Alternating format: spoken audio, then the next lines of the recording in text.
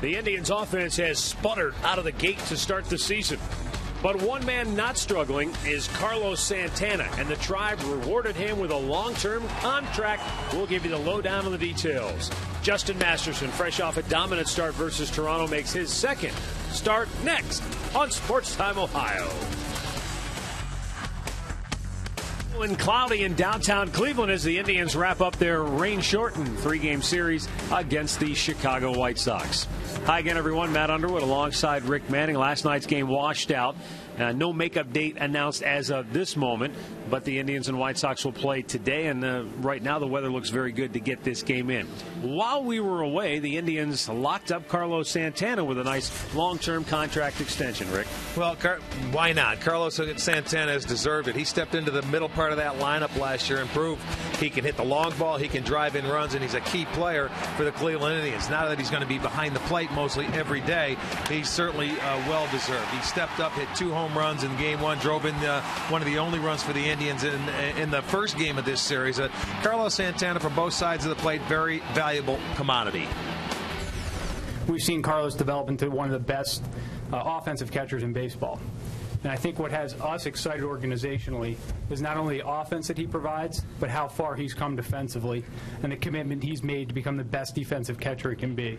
And I think when you combine his offense and what he provides behind the plate with the defense and the leadership potential he has, it leaves us as an organization with a cornerstone player, a guy that we feel will be not only a core part of our current teams, but our future teams as well.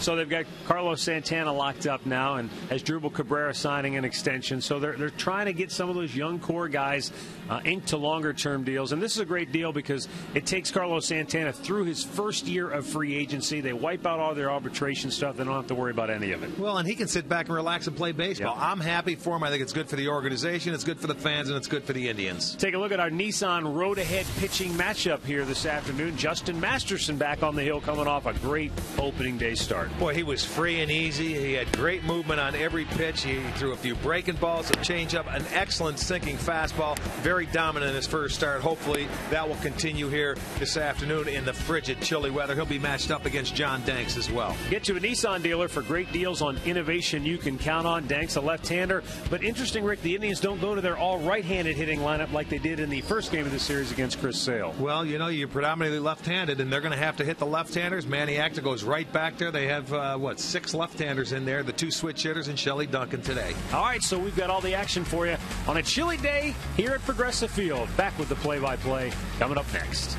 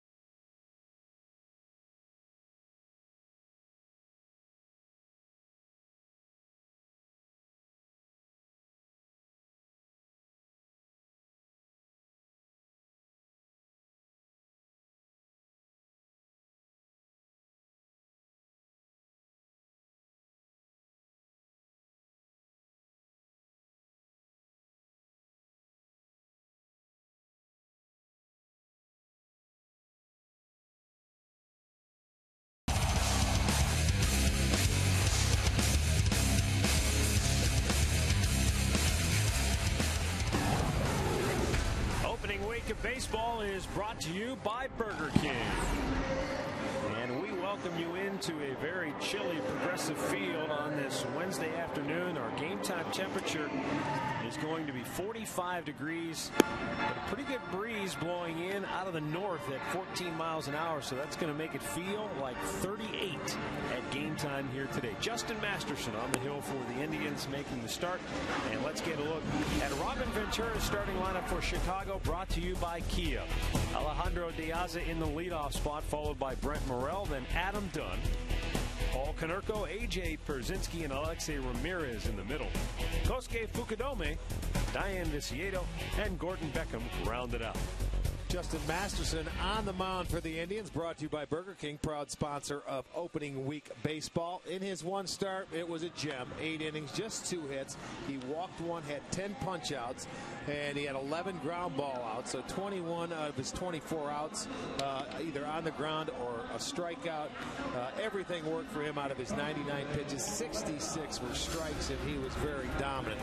Let's take a look at the Indians defense, brought to you by Pat O'Brien Chevrolet, saluting the men and women defending our country and watching on the Armed Forces Network. It's Duncan, Brantley, and Chu in the outfield. It'll be Hanahan, Cabrera, Kipnis, and Kochman on the infield with Santana behind the plate.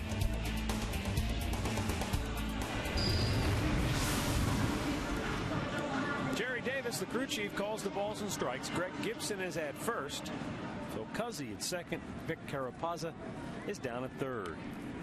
Alejandro Diaz will step in to get us underway. And Justin Masterson's first pitch of the ball game is outside for ball 1.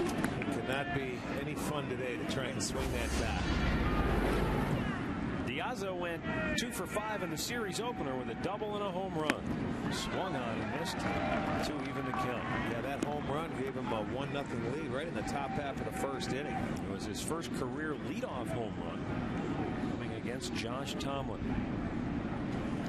Fouled back by Diaz. 1 ball and 2 strikes.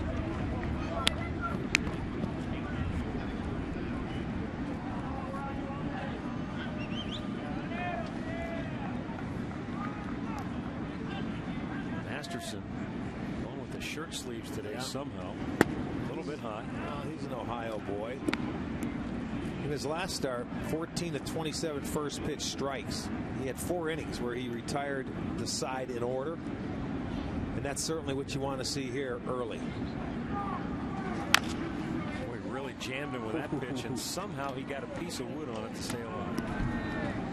And those are the kind of balls you want to avoid as a hitter today, don't you? Yeah, on the inside part of the plate, but that's a great pitch. And that's pretty much where you have to pitch him, because you can see he can't get the ball out. He just tries to foul it off and stay alive. Lines one to center field for a base hit. Boy, Alejandro Diaz in his last 13 games against the Indians has 18 hits and 44 at-bats. Well, watch, he gives him a little swinging room. He'll give him something away. He's right on the ditch. That's a good sinking fastball, but he likes the ball out over the plate and give him swinging room, and he stayed on it and lined it into center field for a base hit. Here is Brent Morel. He squares, bunts it, perfectly placed to third. Hanahan, barehand grab and throw. Kochman off the bag. Well, you can see how Robin Ventura is playing it. He wants to try and get 1 run and get it early. He sacrificed in the first inning. And Morel laid down a beautiful bunt. And Hanahan comes in. What are they going to give him? A base hit here? I would think so. I mean, because he makes the play and his throw's wild. Actually, he probably should have had him. The throw was up the line. But they are going to give him a sacrifice and an error. Okay. The scoreboard already had and I think that's the right. You give him a sacrifice, and, well, don't trust the scoreboard because Maver tricked him last time, remember?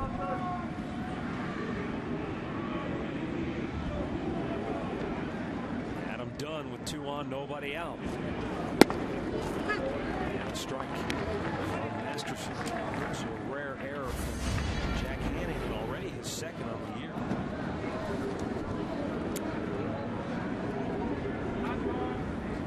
But certainly that was no gimme play on a brutally cold afternoon. No, it's not a. I mean, if the throw's accurate, he gets him at first base. Morel did a good job to lay the ball down. It was a terrific bunt. And it may have surprised him a little bit, but I think the weather's dictating on trying to get that lead early, and it's not a bad idea by Ventura. Get that guy in the scoring position, let your boys try and get him in early. Done 0 for 4 in the series opener. Takes it right up the middle for an RBI single. Diaz will score. On his way to third goes Morel. The White Sox, 3 batters into the game, have a 1-0 lead.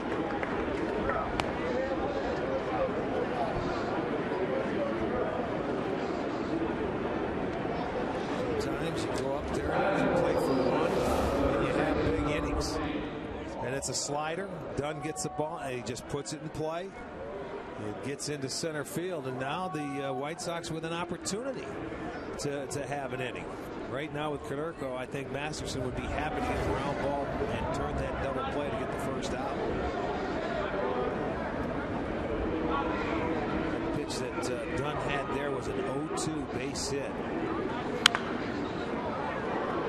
A guy that's a strikeout candidate.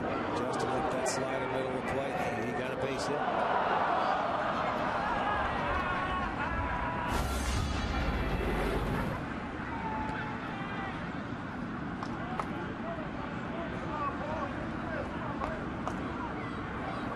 First and third and nobody out. Konerko awaits the pitch, and it's outside. A good stab by Santana.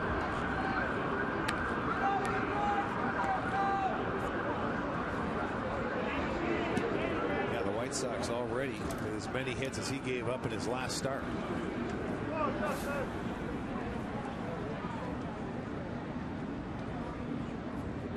Masterson with a 1-1.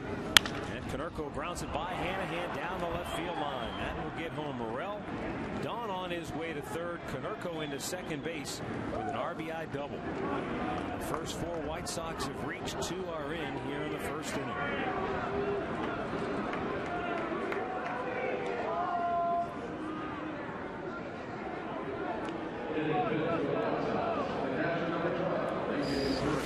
His third double of the year, and this one right down the third baseline. That's that sinker. He hits on the ground, but it finds a hole. It's past Hanahan at third base, gets down the line. Dunn able to go to third base. Konerko into second base. It's a 2-0 ball game, and the Indians still looking for their first out.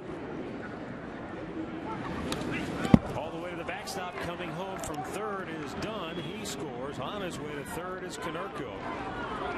It's a disastrous first inning already here for Masterson as Dunn comes home on the wild pitch.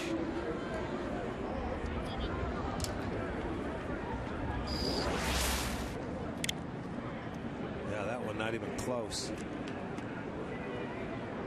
Gets to the backstop. Another run will score.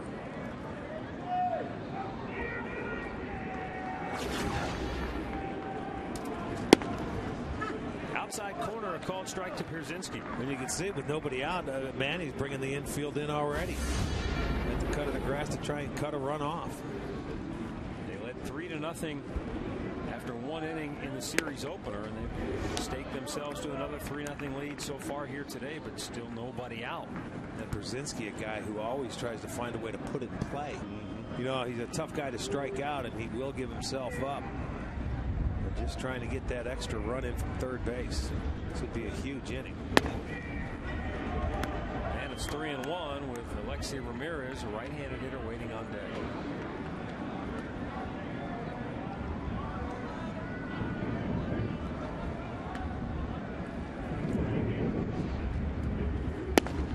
Caught the outside corner on a full count.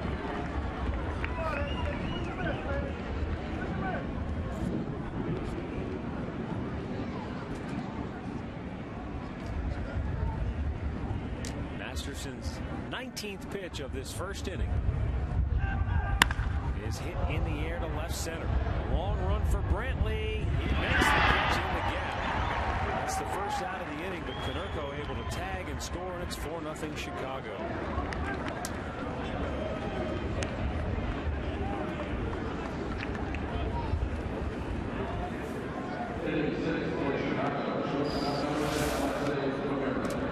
Nice running catch to retire and get the first out of the inning. Brantley going to his right. into left center field. Brzezinski, a good job to get the man home from third base. And it's a 4 spot for the White Sox. Chopper to third. Hanahan throws out the nearest 2.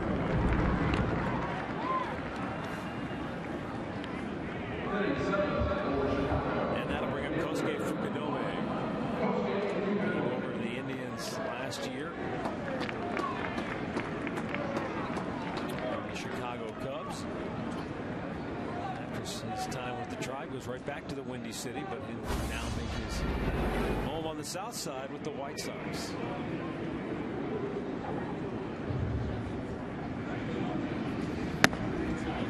Low, ball 1.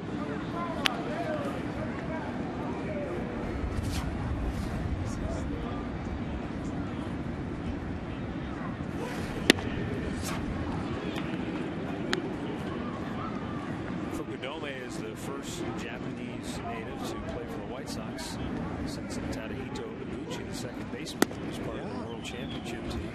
A good little second baseman.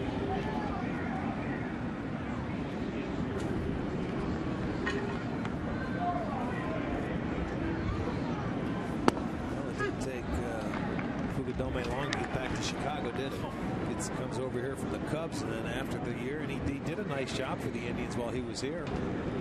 Goes right back and signs with the White Sox. In the air to center field. Michael Brantley is there. That'll end the inning. The White Sox jump on the try for a 4 spot.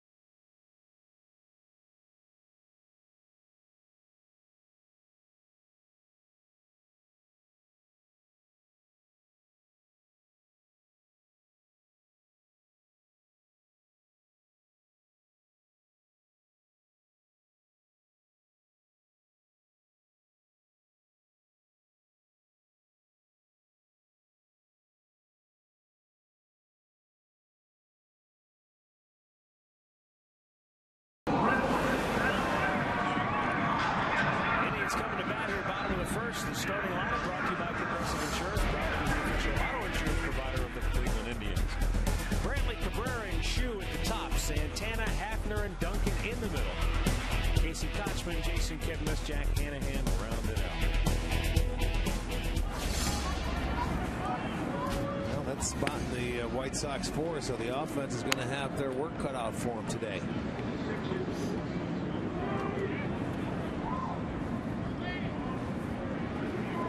Michael Brantley takes a strike to even the count of 1.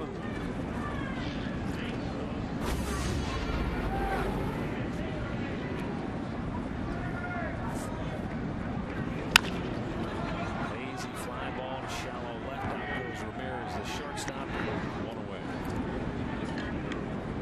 John Danks, the starting pitcher for the White Sox today, brought to you by Burger King, proud sponsor of opening week of baseball. And his one start came against the Texas Rangers. He really didn't pitch a bad ball game in 6 innings. Gave up 6 hits, had 6 punch-outs, but ended up taking the loss, but only allowed 3 runs to him. And Danks is a guy who last year really started off on a tough note. He lost his first 8 games.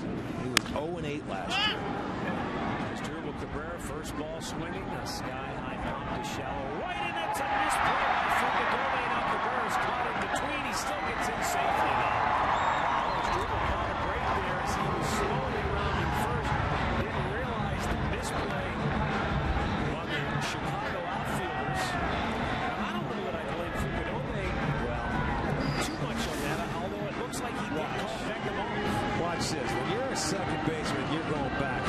something.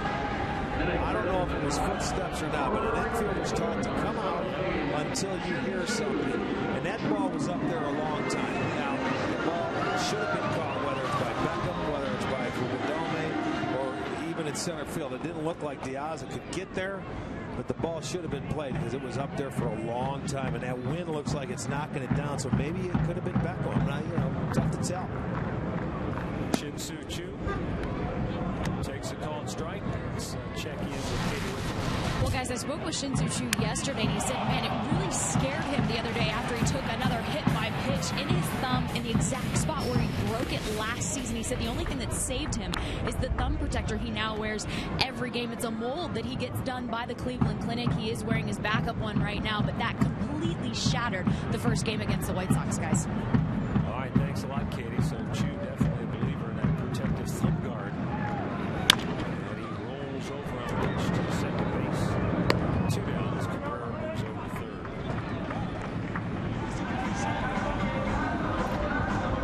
Take a look at the Home Depot White Sox defense. More savings, more doing. That's the power of Home Depot. Viciedo is in left, Diaz in center, Fukudome is in right. Morel at third, Ramirez in short, Beckham is at second, Canerco at first, A.J. Brzezinski behind the plate.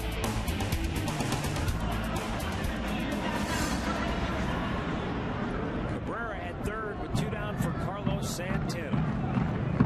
His first at bats in signing a contract extension. He gets away from Brzezinski, and the Indians will be on the board.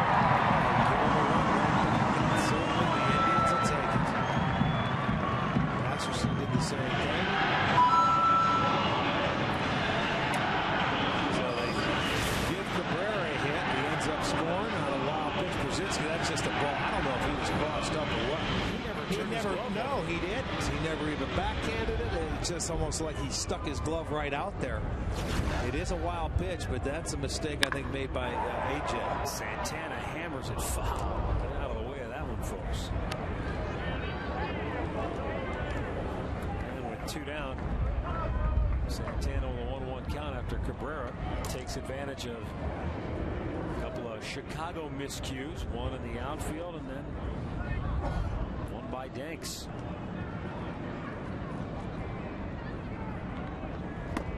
Swung on a miss, 1-2. For Santana, he's got some security now. He's got a guy under their control through his first year of free agency, which will take him through 2017.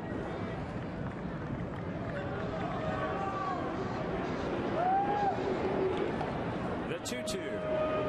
Swung on and missed, and the inning is over. Indians get on the board. We go to the second, 4-1 Chicago.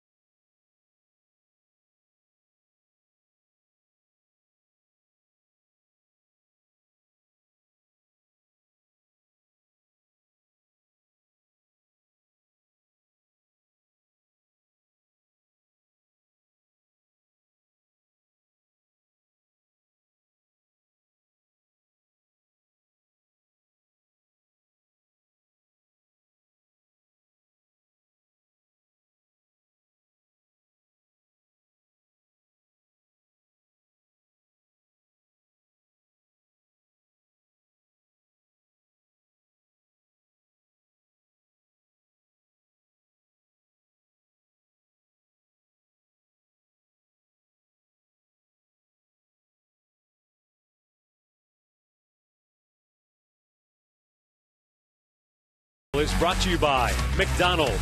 Hop over to McDonald's for juicy chicken McBites. McDonald's, I'm loving it. By AT&T, the nation's largest 4G network. AT&T, rethink possible. And by your Northern Ohio Toyota dealers.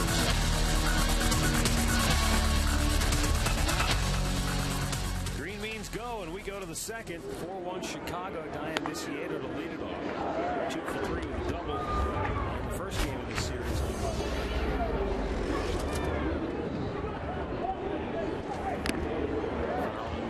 Santana 0-2.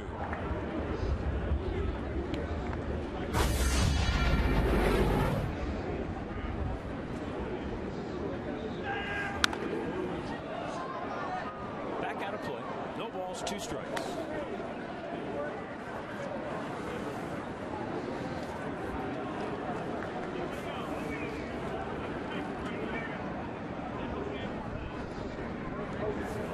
Start swinging the bat is Misiero. Sends this one in the air to center. Brantley. Turn around. Tracks it down on the warning track. Carried a long way. Let's check in once again with Katie with it. Well, Matt, Rick, the new Kids Indian Clubhouse will be open on May 6th. It's 4,000 square foot of indoor playground. It's going to be so cool. May 6th it opens. You can go online and get your tickets. Indians.com now, guys. Katie, who do you have with you, those little girls? We're hanging out. We're all cousins family, in a way, right? And she just got that foul ball. She snagged it up. Good for her, the Schubert family. Matter of fact, their dad threw out the first pitch today. He's a fantasy camper.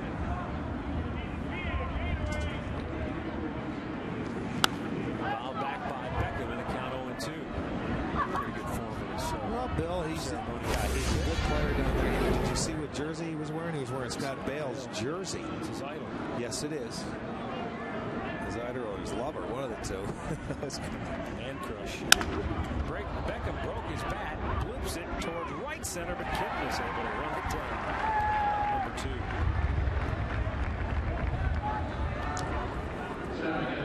2. Today's league leaders brought to you by your Cleveland Akron area Lexus dealers. Justin already with 10 punch-outs, looking for his first year today. He and Jared Weaver of the Angels both with 10. Felix Hernandez leading the league with a baker's dozen. A bunt by Diaz, and that's going to roll. Let it go. And it will go foul. Boy, oh boy, that was almost a perfect bunt. If it stayed on the grass, it certainly would have been, but it didn't roll foul by much. Very little territory down the line in the dirt. But it has that spin. We'll get a good look at it, how it rolls down the line. And just at the end, watch, he caught a little bit of the grass. It was by Hanahan. Justin stayed with it, picked it up in foul territory. Umpires in the way. Can you move, please? Hold on, let's do that again. He'll move. Hey, you with the jacket. Get out of the way. Now the 0-1 to Diaz. Taking a little bit low.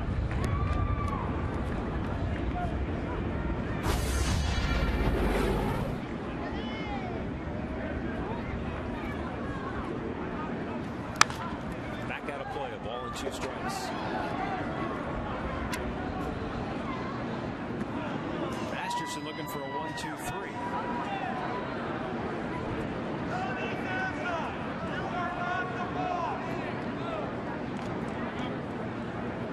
Steps away.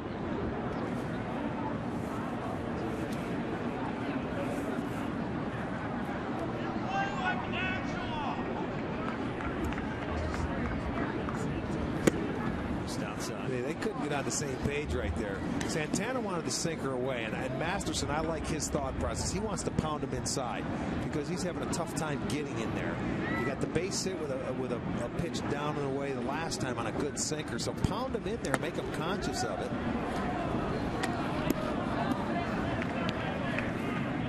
You got to try to do something because Diaz in his last 12 games plus his first at bat today is hitting .409 against the Indians. Drilled to center.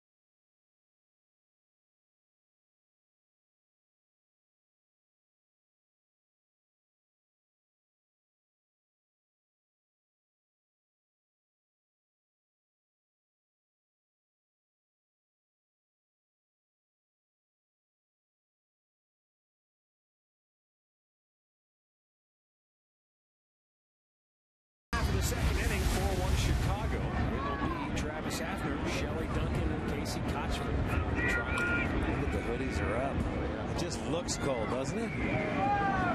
Looks cold, it feels cold, it is cold. Hafner takes a strike.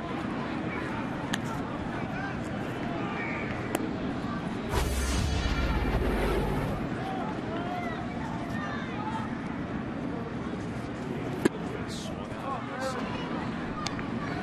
Nothing into the count.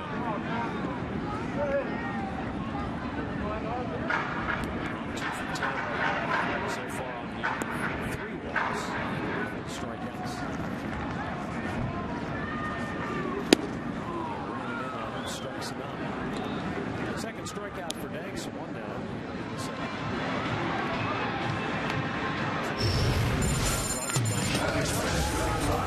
Serious injuries, call 1-800-ELK-OHIO. Well, lost in the great start by the Detroit Tigers is already the fact that they've lost a starting pitcher to the DL. Doug Fichter, Jim Leland said, I don't even know who's in my starting rotation right now. Well, that's a bad one to miss, because what a year he had after coming from Seattle for the Tigers last year. He's something special.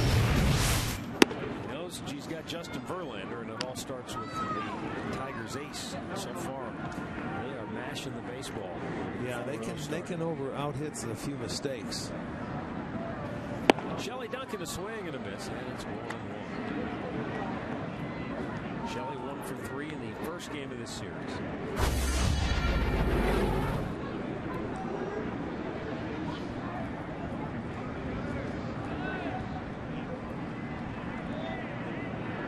Don Danks over the offseason with Burley leaving. He ended up signing a new 5-year contract in December, right before the new year, and locked him in and took our free agency away from him.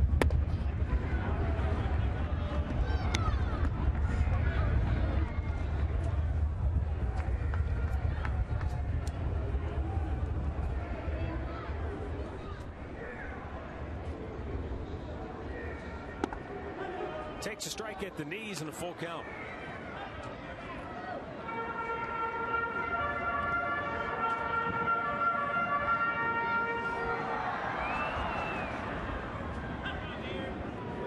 Casey Kotchman waits on deck. Payoff pitch. Duncan reached for it, rolls it to third. There are 2 down.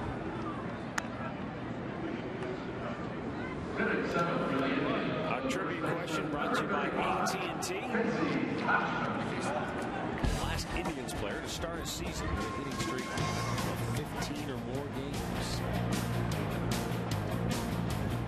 We'll have the answer coming up later in the ballgame.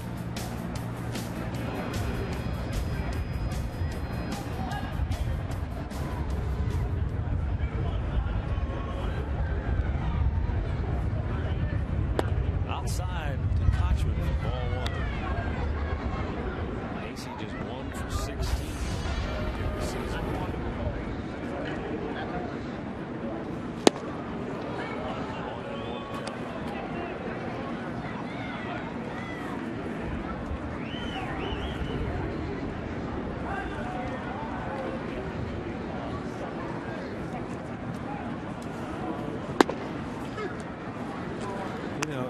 His career, Danks, left-handers have had more success against him than right-handers because of his changeup. Lefties hitting .267 in his career, .252 against the right-handers. And the Indians with 6 lefties in there. Slowly tapped up. Throws him out. Indians go in order.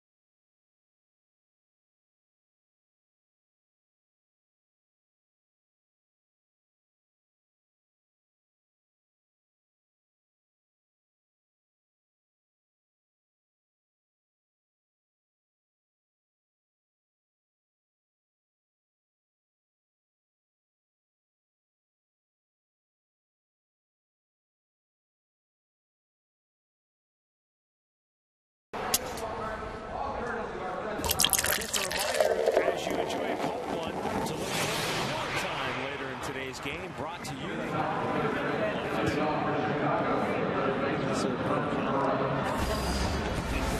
Probably sell better today. Miller cider. Yes, indeed. Folks bundled up in attendance here today. Brent Morrell leads off for Chicago, and Masterson's pitch up and in for ball. I'll tell you, he really set up that first inning after the base hit by Diasa. Made a perfect bunt down the third baseline. It went down as a sacrifice. The throw to first base brought Kochman off the bag. It was an error. Long run for Brantley, and the middle of the track, he pulls it down. That's out number one. Brent Morrell, they're known for his pop, sent one to deep center field.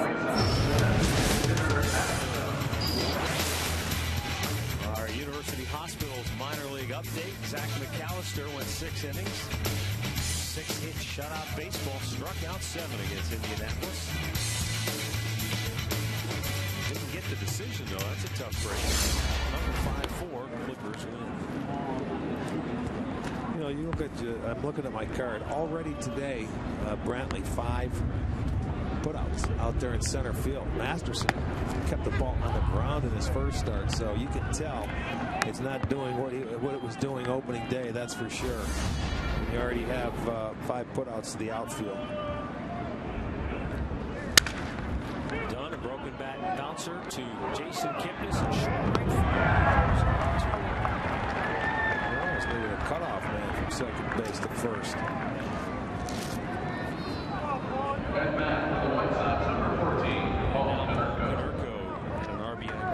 First inning. A few stray sprinkles falling here at the ball yard. That double in the first. Paul Konerko now second all time in White Sox history in total bases, passing Luke Appling. Well, now the season is underway here at Progressive Field. No better time to get your tickets. There'll be plenty of special promotions and giveaways throughout the season. Fireworks, rally alley, bobbleheads, and jerseys. 216-420-HITS.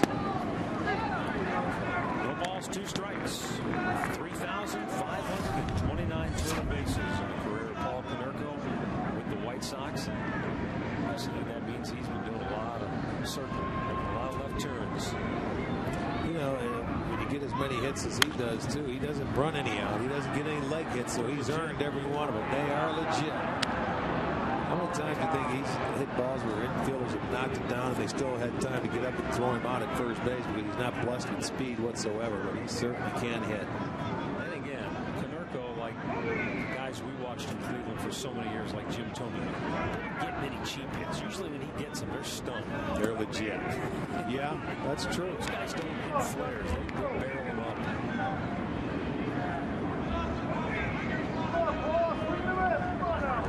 Career numbers, Paul Konerko.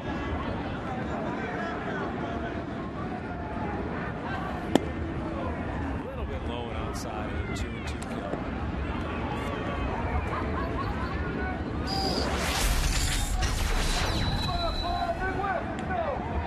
Just a hair down.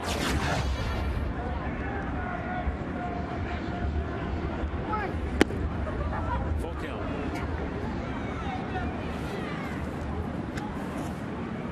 You know, the thing is, too, with Konerko, you look at his career numbers, and with all that he's accomplished, he's still a long way from 3,000 hits, which just gives you more of an appreciation for the guys who get to 3,000 hits. A little bit inside, ball 4.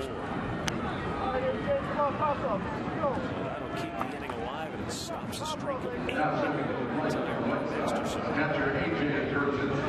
A.J. Pierzynski picked up an RBI with a sac fly in inning number 1.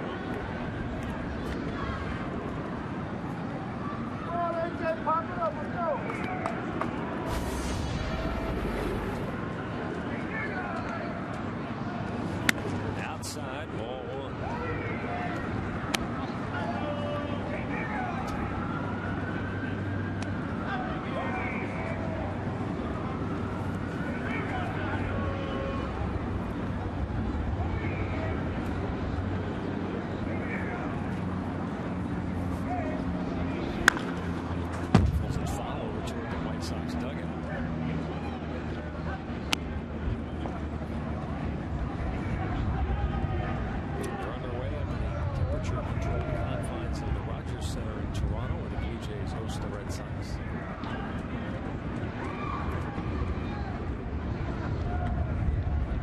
Masterson with a 1-1.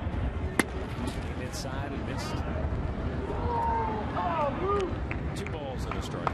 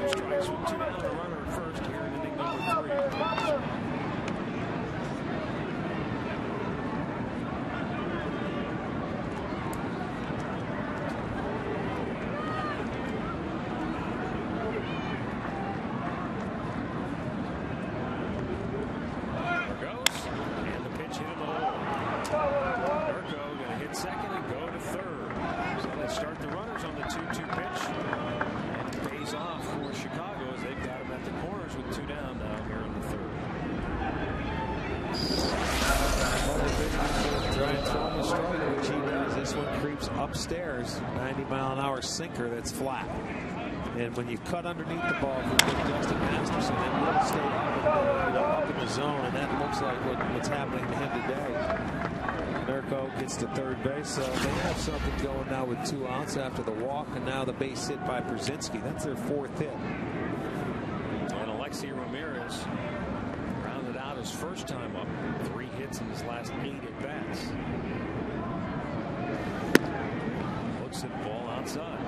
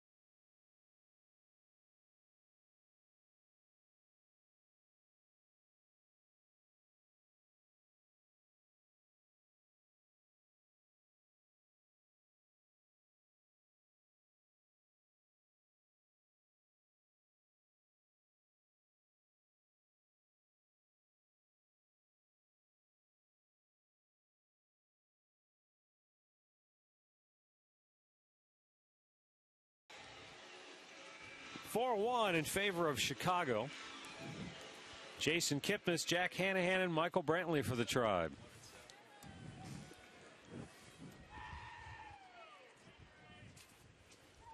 And a pitch up high, ball 1. Kipnis 0 for 4 in the first game of the series, just 2 for 17 on the year. Back out of play, it's 1-1.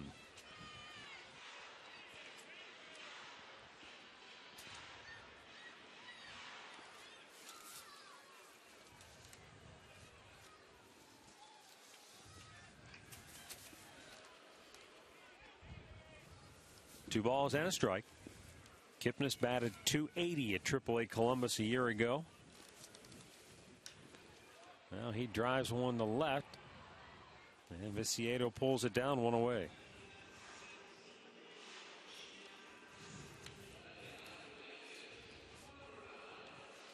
Going to bring up Jack Hanahan.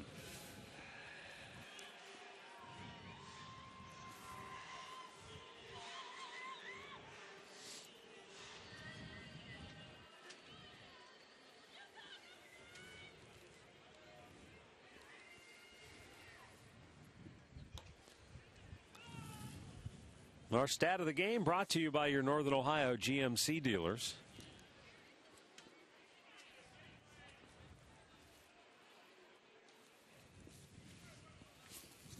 Jack Hanahan had the opening day home run. And out of the 9-hole since 1918. How about Don Drysdale with a couple? Yeah.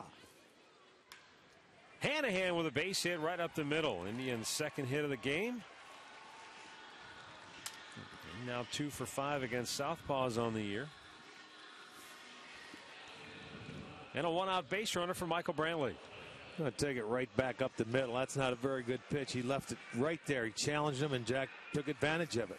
Hits it right back up the middle. For John Danks, it's his 14th career start against the Indians. His 8th right here in this ballpark. 3-7 overall. So the Indians have had their way, and the last couple of times he's pitched against them, they haven't had much run support, but they put that aside in the first. Brantley pops the first pitch up on the infield, and the second baseman Beckham has it. 2 down. A couple of pop-ups already today for Brantley. We'll bring up his Asdrubal Cabrera. Hey, after the ball game today, joined Bruce Drennan for All Bets Are Off. Big Bruce. You know, he wants us to play a long game, so that way he comes on right after the game. So less show. Yeah, less show. So he's pulling for a long one. We're pulling for a short one.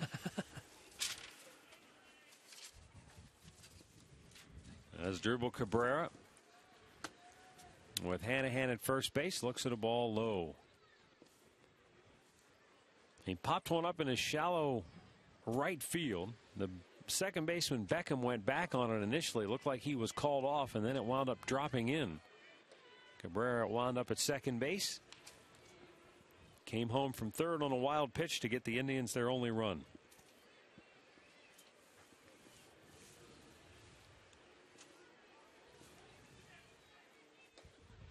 Almost chased after it, but held up. There you get a look. You see where Beckham just quit coming. And that ball, where he was standing, you can see what the wind did to it. It did move it around a little bit. 3-0. But obviously a communication breakdown. Well, maybe a break here for the Indians. A 4-pitch walk to Cabrera. That moves Hanahan into scoring position. And Shin-Soo Choo a chance to bat with 2 down.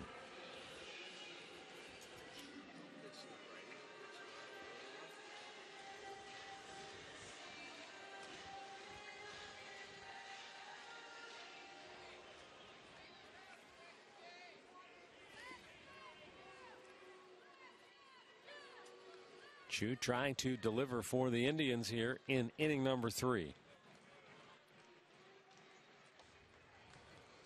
Waves at an off-speed pitch.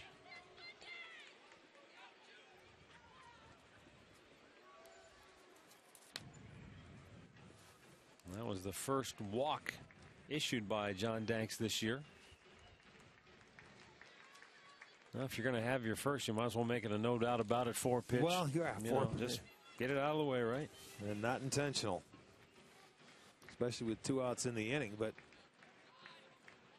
I don't know if with Cabrera up there hitting right-handed had anything to do with it. Maybe he just lost it. Another wild pitch. Gets away from Pierzynski, and the runners both move up. So Hanahan to third, and now Cabrera also into scoring position, and a 2-1 count for Choo. Now you want to get a base hit. Move the 2 guys up into scoring position, and the ball Pierzynski that time got down and just tried to smother. Looked like it deflected off his arm, goes over to the on-deck circle. So a base hit now. We'll have a 1-run ball game.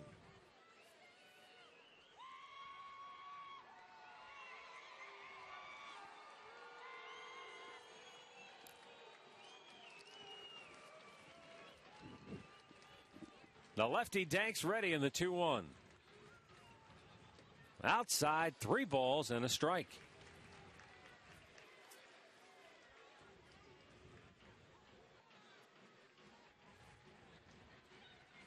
Santana waiting on deck. And Chu chasing, full count.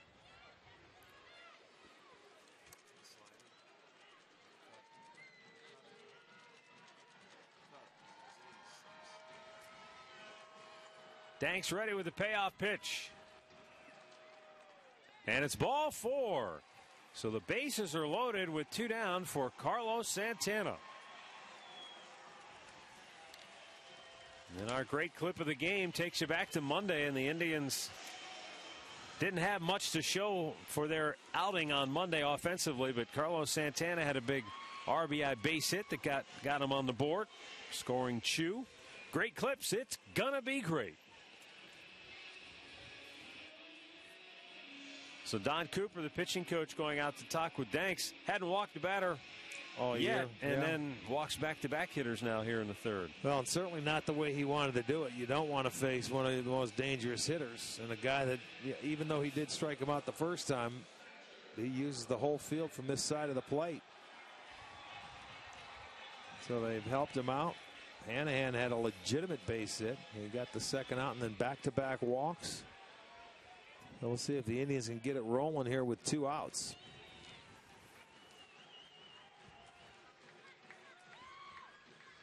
Up high, ball 1.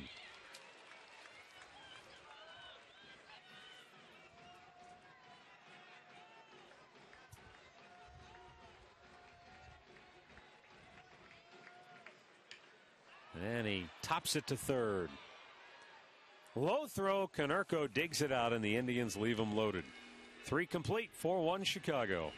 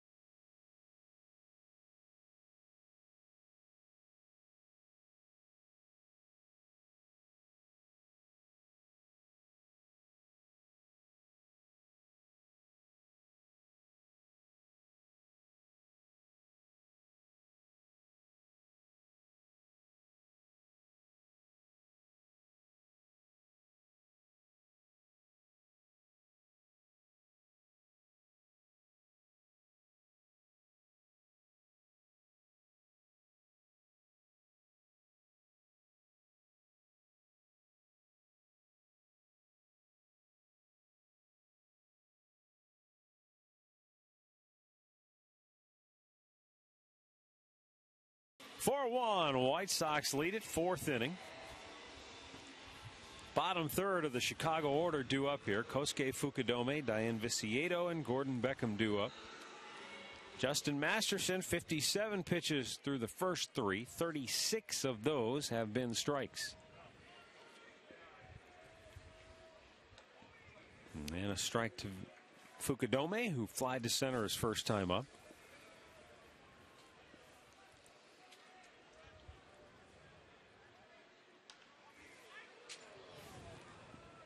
Taking aim at our own camera guys down there.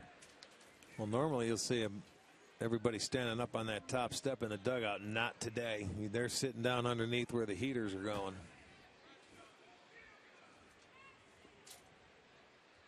Way outside. But watch, this will come right at you. Look at that. Pretty good bird's eye view right there.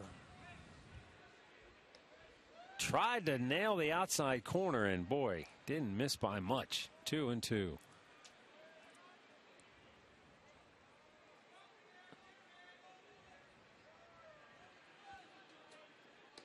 Fastball up. Just doesn't have that pinpoint control that he saw on opening day.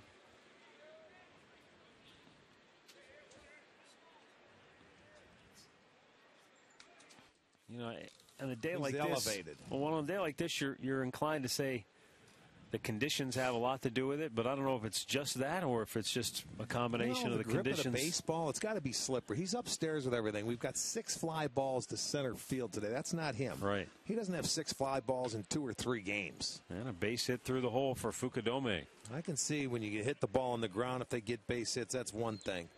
But not when you're upstairs in the air. Rarely do you see that from Justin.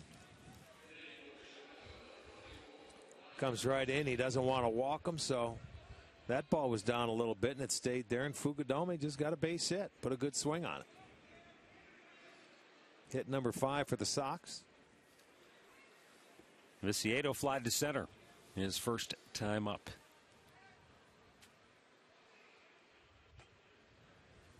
Ball one a little bit high.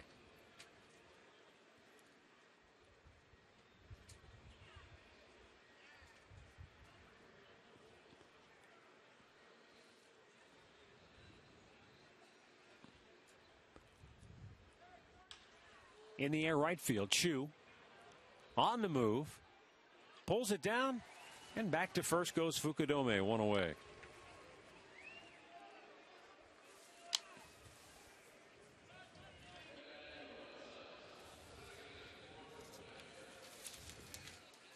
Don't miss the 2012 draft party Thursday, April 26th at Cleveland Browns Stadium. You get to watch the first round of the draft, live entertainment, all sorts of stuff. Admission is free and the doors open at 6 o'clock. You can visit clevelandbrowns.com for more information. Right-handed hitters just 1 for 7. Well, that's why I was just thinking this would be a good time to maybe start your runner with 1 out. You have a 3-run lead. You know, if Masterson does make his ground ball and they haven't had a hit yet, you may start the runner, create a hole. Missed inside. 2-0.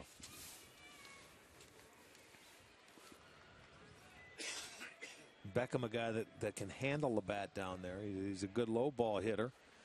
And now he's got the count in his favor.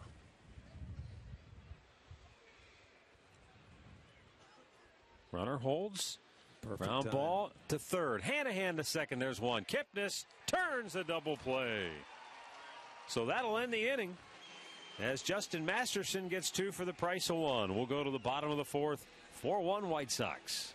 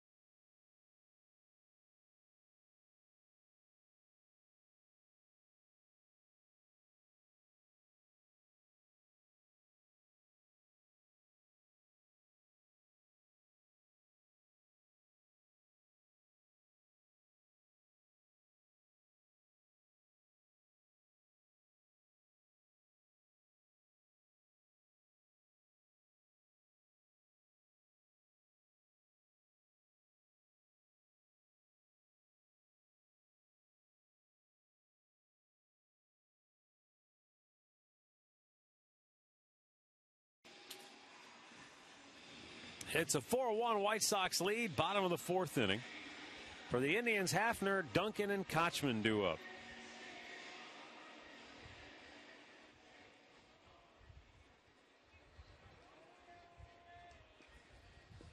John Danks has given up just 2 hits in the first 3 frames. Oh, yeah. Hafner with a long bomb, deep right field, and way out of here into the second deck. Formerly known as Pronkville, Hafner goes home again, and the Indians cut the lead in half at 4-2. Boy, you didn't spot him anything there, huh? That was a bolt.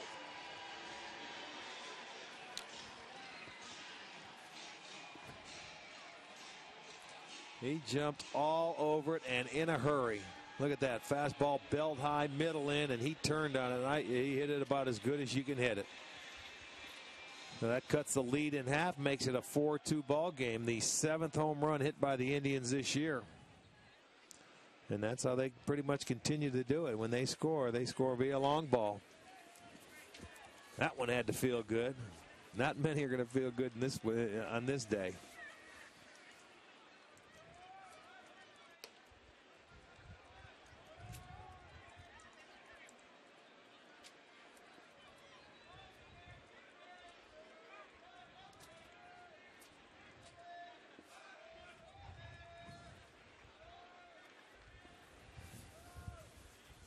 Shelly Duncan looks down low. 2 balls and a strike.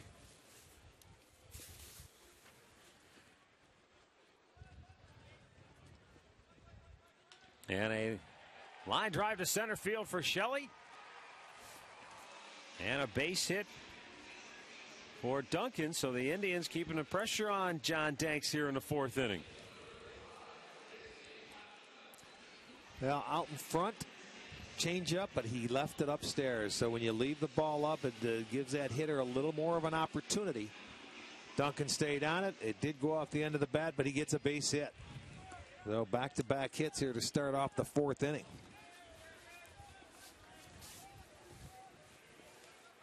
Casey Kochman grounded out his first time up.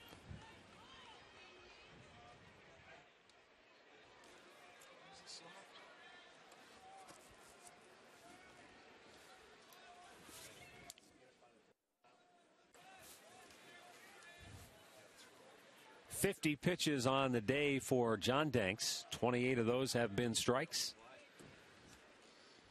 And Kochman taking a strike on the inside corner.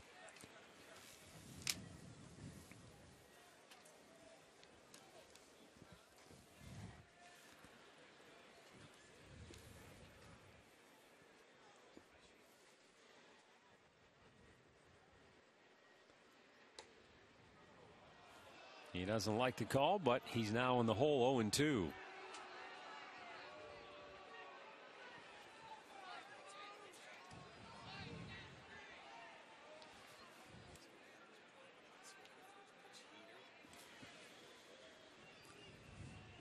Now Danks with Kochman in the hole. Casey bloops it toward left near the line. Viciedo long run. Can't get it. It drops in front of him for a base hit. Duncan stops at second, and the Indians with 3 straight hits to open the inning. On an 0-2 base, on an 0-2 pitch. Viciedo not the best out there in left field, playing pretty deep when Casey Kochman's up at the plate because it doesn't look like the ball's carrying. He slices it, it goes in front of him, and it'll go as a base hit. See how deep he is, and he comes in, and it's more of a defensive play, but ball lands in front of him and gets a base hit. The Indians now with 5, and this inning is set up. Jason Kipnis flied to left his first time up.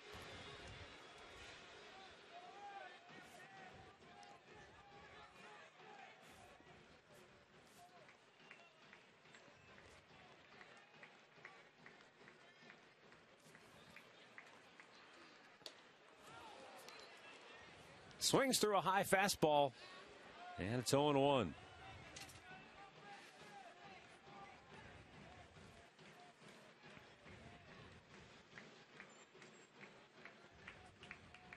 Tribe down a pair here in the bottom of the 4th. And the 0-1. He squares. He bunts it. Good bunt. There you go. Danks fires to first to get Kipnis. Sacrifice will go 1-3. And the Indians have runners at second and third with one out. Well, Manny gave him one swing, but I like this idea right here. Move the runners along with nobody out in this inning. Give Hanahan a chance.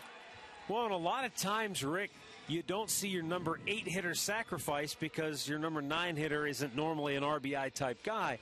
But the way Hanahan has swung the bat already this year, and the fact that he has swung the bat well against lefties. Yeah, you know, I think the conditions throw a lot of things out of play here. I think you try and get right back in it and tie this game as quickly as possible, or at least have the opportunity. Down low, ball one. They're going to play back. They're going to give up one run, so it's just a matter of putting the ball in play here, you know, to get one run in. And you creep back in it. You're at the middle part of the game. You have a nice inning going. Base hit's a bonus.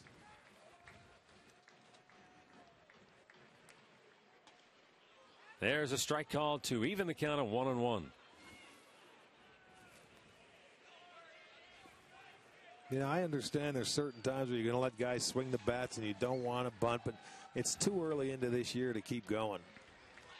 You do the little things and try and give your guys opportunities. Oh, boy, over near the stands, but he can't get to it. Brent Morrell was giving it a look. Sometimes with the way the wind blows in, you might get a little push back toward the playing field, but not that time for Morrell. No, I think it's blowing in to where it's pushing it towards the seats today. Almost appears to be blowing straight in from left field now.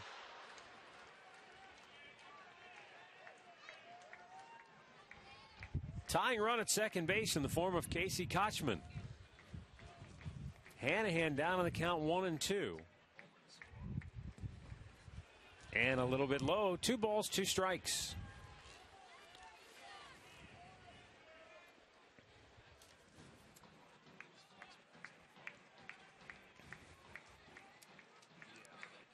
First-year White Sox manager Robin Ventura watching Danks deliver his 60th pitch of the game, and Hanahan strikes out. 2 down. Got him with a changeup. He came in and watch him pull a string.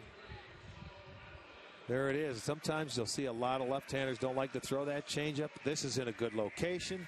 It's a good pitch, and he gets Hanahan to come up empty.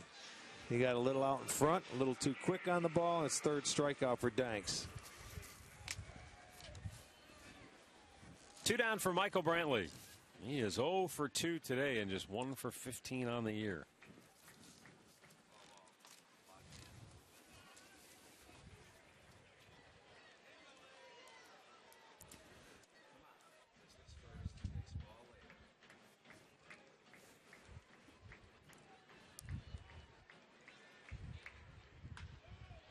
And a bouncing ball to second ends the inning.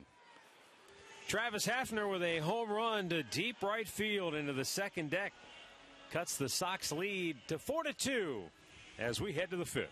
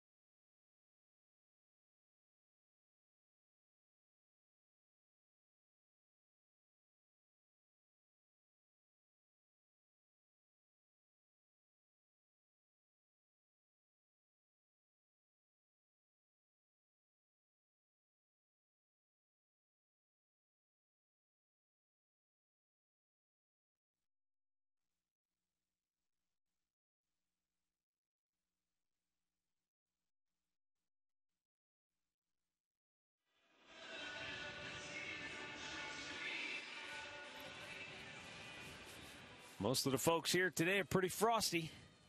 5th inning, 4-2 in favor of Chicago. Including us? I think we're a little above frosty. Might be salty by the time this thing's over. Alejandro Diaza, Brent Morel, and Adam Dunn. Diaza 1 for 2 with a single and a run scored.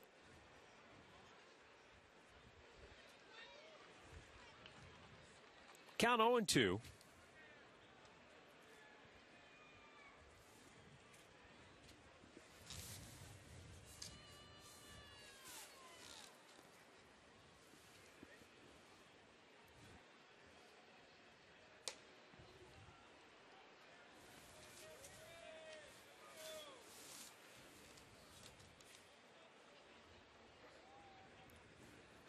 Now there are the folks who are taking advantage of the Terrace Club today in fine style.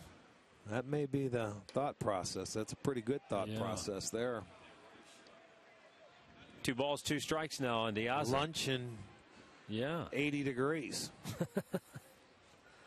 And a good view, too. You're right down the left field line.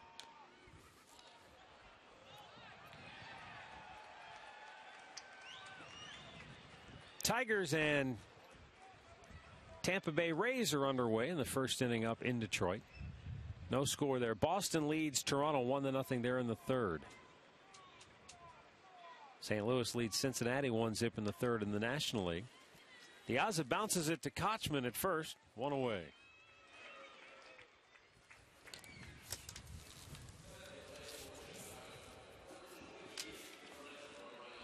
Brent Morel stepping up. He is 0 for 2. Beg your pardon, 0 for 1.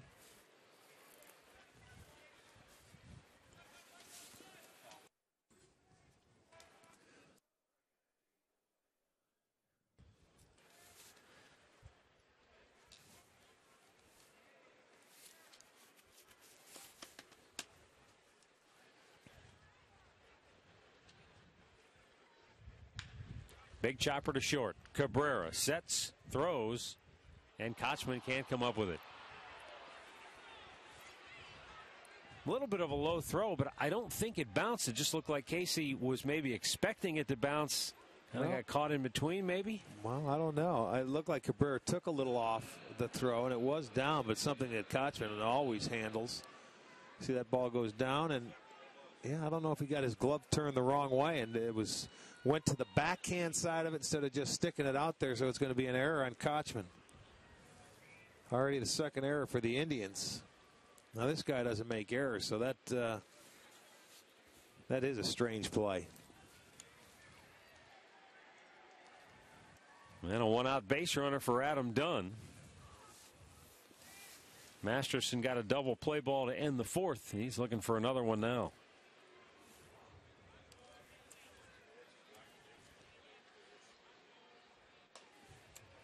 Oh, and 2 the count on Dunn.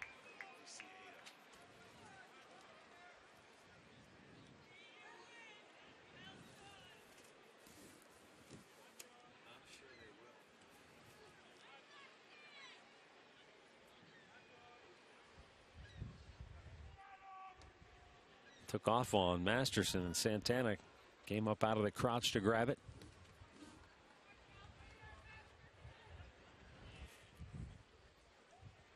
Already 80 pitches for Justin on the day. 49 have been strikes.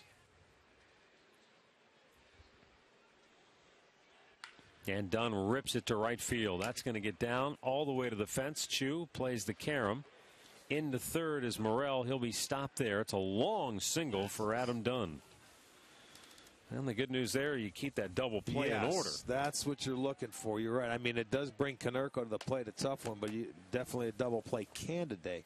This ball is elevated as well from Justin. You can see it right there. He cuts underneath it, and that ball stays belled high right down the middle, and Dunn smashes it to right. 2nd hit of the game for Adam Dunn. So the error sets up this inning now, and Chicago looking to come right back and answer that 1 run that the Indians put on, and runs are at a premium. You can't afford to give any up. Justin looking for the ground ball double play to get out of the inning.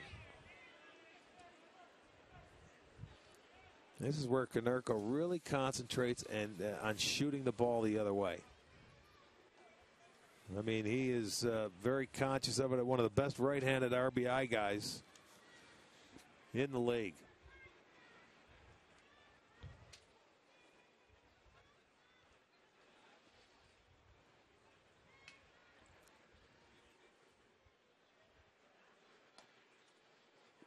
Two and 0. I think Justin realizes that, and he's trying to stay inside on him.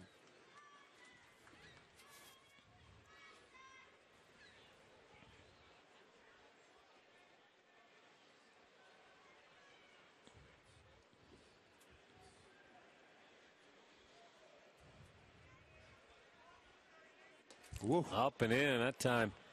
Konerko did well to get out of the way. 3-0. Yeah, you watch that elbow. He leads with that elbow and gets underneath it. That's what we talk cutting underneath the baseball. Watch him. You see how low it was right there, and that ball just took off out of his hand. And that was about head high, knocking Konerko out of his toe hold. Left-handed hitting A.J. Pierzynski waits on deck. Now the 3-0 to Konerko. Swinging, and he has a base hit into left field just by Cabrera's glove. Scoring is Morel. 5-2 White Sox. Well, they come right back and get the run back here in the fifth. You know, a lot of managers, they'll give their bottom place hitters a swing on 3-0 count, so why not let your best hitter swing with Masterson? He was a little quick on it, hit it off the end of the bat, but still got a base hit. He was looking to turn on that ball that time. He did. He drives in a run, makes it a 5-2 ball game. So it's 2 hits, 2 RBIs for Konerko this afternoon. Pierzynski tries to pull one, and he does by Kepnes in the right field, but stopping at third is done, and the bases are loaded for Chicago. So after the error by Casey Kochman, 3 straight hits for Chicago. He goes out to hook this one. Hits a pretty good pitch, and a lot of times that ball will be right at that second baseman to turn the double play just under the glove of Kipnis. Everybody moves up a base. Radinsky's going to go out to the mound and have a talk with Masterson. And Justin today is just hasn't been the same guy. Bullpen's going to get busy. Looks like Dan Wheeler maybe will be the first guy up to get loose. As Masterson has made 86 pitches on the day, and 52 of his 86 have been for strikes. But too often has been the case here today where the ball has been elevated and the White Sox hitters have made him pay. It was 4 straight White Sox hitters reaching in the first inning against Masterson that led to their 4-0 lead. And now 4 straight have reached here in the 5th inning. And an error playing a role in both of the White Sox scoring innings here this afternoon.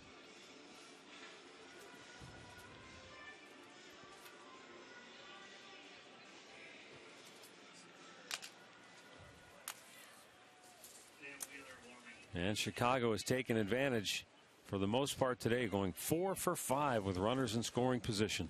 Yeah, they've gotten the base hit when they had to.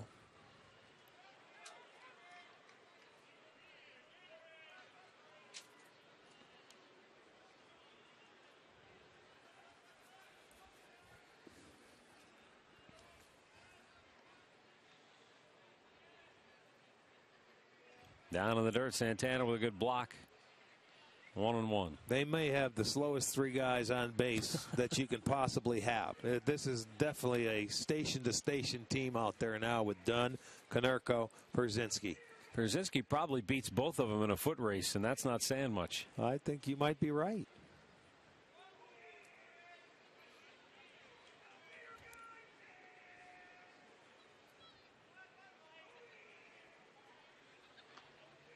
The 1-1 to Ramirez. Chopped foul.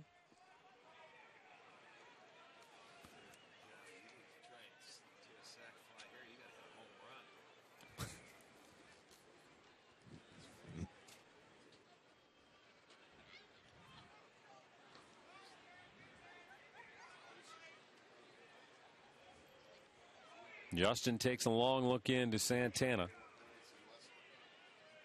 The 1-2. Swung on and missed. He got him to go. Chase Ramirez might have thought it was the third out of the inning. He threw his bat and was ready to chuck his helmet too, and then realized he's got to go back to the dugout. Well, he swings the ball out of the strike zone. Here you go, straight down and goes for the second out. He thought it was number 3, and that's why he flips the bat away. Look at, here we go. I'm going to go out to my position, but I'm going to go get warm first. 2 down for Kosuke Fukudome and a first pitch strike from Masterson.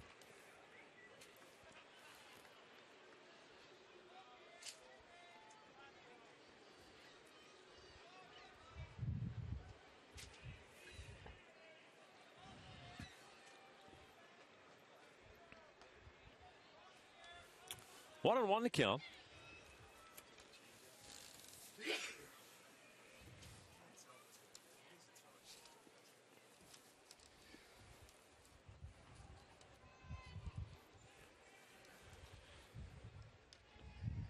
Got a piece of that. 1-2. Last year, Fukudome played in 146 games, and you combine his numbers between the Cubs and the Indians. He hit .262 with 27 doubles, drove in 35, and scored 59 runs.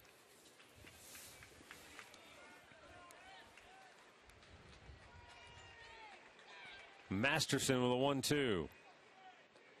Almost chased after it, and he did. Third base umpire Vic Carapazza punches him out, and the inning is over.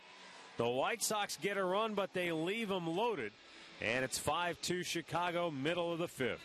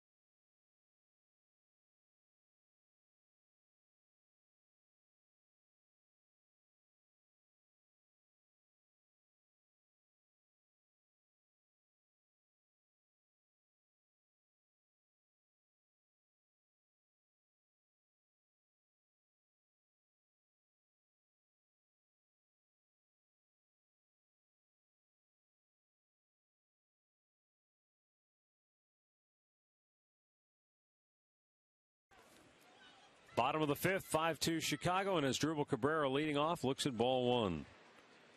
Doubled and scored in the first, walked in the third.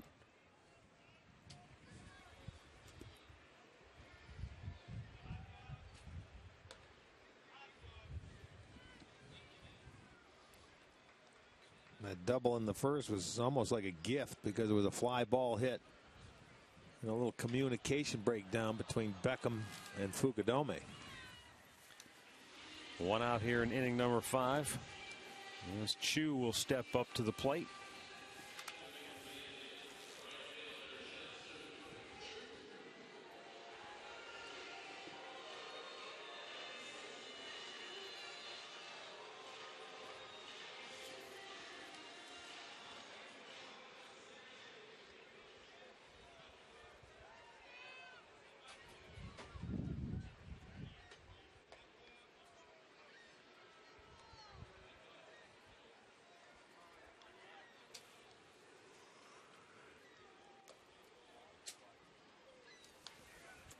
1 ball, 1 strike. Tigers out to the early lead against Tampa at home. Detroit trying to run their record to 5-0 on the year.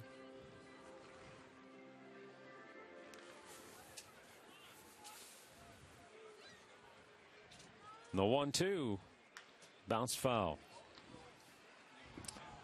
I'll say big this year with the Indians Flex Packs presented by Discount Drug Mart. You split up 10 tickets however you want. All packs have flexible seating and game options discounted off the regular ticket price. So call 216-420-HITS. Toronto leads Boston 2-1 at the Rogers Center. Red Sox just 1-4 so far on the year.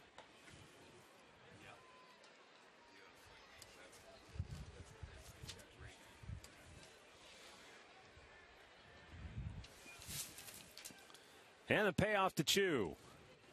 It's low, ball 4.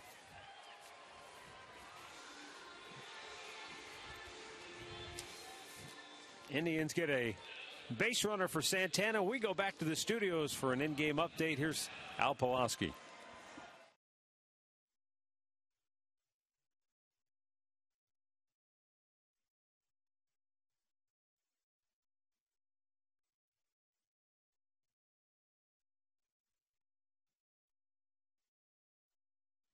Thanks, Al. Here's Santana taking a strike. Carlos 0 for 2. Struck out in the first. Bounced out with a couple aboard, actually with the bases loaded to end the third.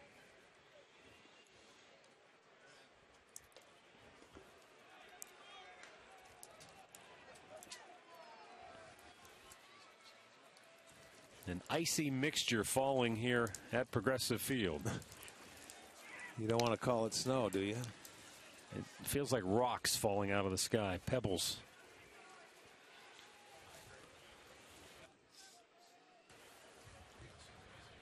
.75 pitches for Danks. And the 1-2 to Santana. Close, but he was able to hold up. And the count evens at 2-2.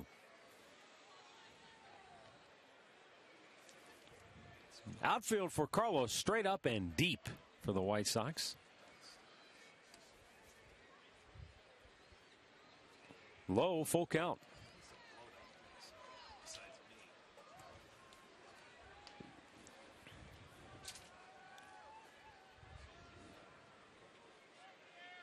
John Danks, like Masterson, his counterpart, going with the shirt sleeves today. Working with a 3-run lead here in the bottom of the 5th. Payoff pitch. Chu holds. It's ball 4. Back-to-back walks for the second time in this game by John Danks. And now it's Miller time, brought to you by Miller Lite. Travis Hafner last time up. Liftoff. Boy, I'll say. Jumped on that first fastball, belt high, middle in. Deposited that ball up into the mezzanine level. What a nice swing that was. Well, you've said before that it's one thing to be patient to get your pitch. But if your pitch is the first or second pitch in the at-bat, then let her rip. You know, Travis is a guy that normally doesn't swing at the first pitch. But when you get a cookie like that, get after it. Take a big bite out of it, because you may not see when that good again is right. And he did. You know, and on his defense, too, it was leading off the last inning in the 4th. So if he wants to start you out with that first ball fastball, take advantage of it.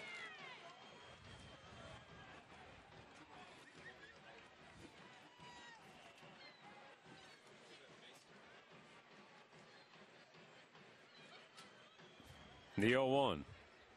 Up too high, evens the count, a ball and a strike.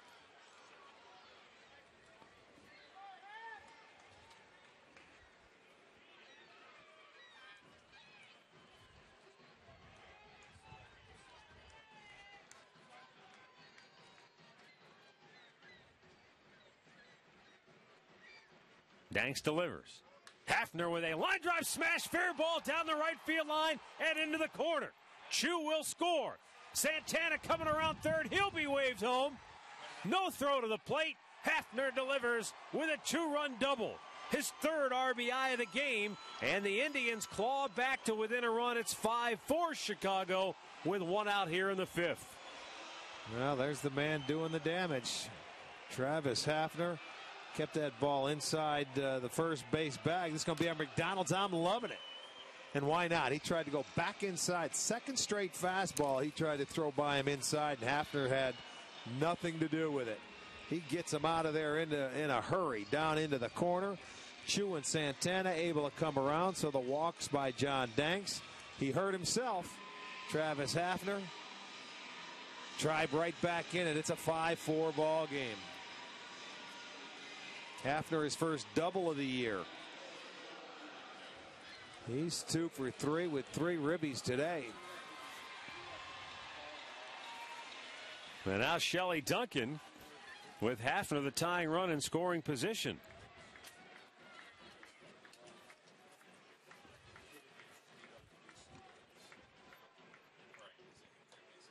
Duncan with a single his last time up takes a ball inside.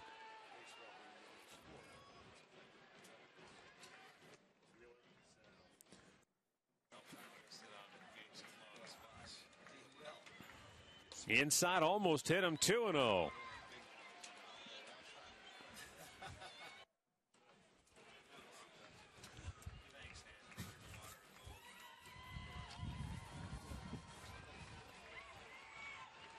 The 2-0 to Duncan. There's a strike.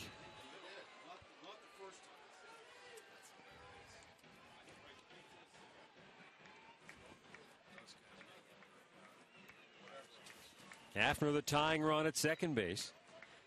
Here in the 5th inning. 2-1 pitch. A little bit inside. 3-1.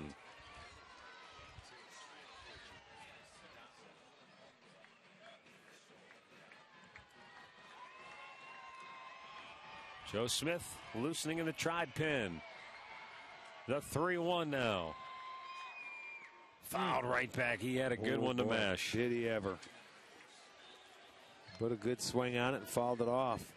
Now you just don't get too big. You've got the tying run out there. Just try and get a base hit and get him home. This will be the 25th pitch of the inning for Danks. Back-to-back walks set it up. And the payoff pitch is popped to left. In comes Viciedo. And he makes the catch. 2 down. And now Casey Kochman with 2 down and the tying run at second base.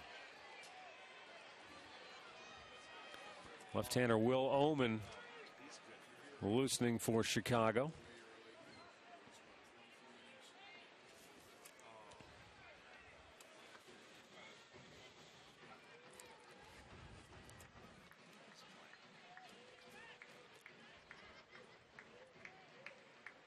Swung on and missed.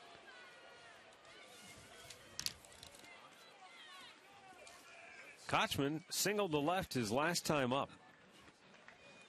Second hit on the year.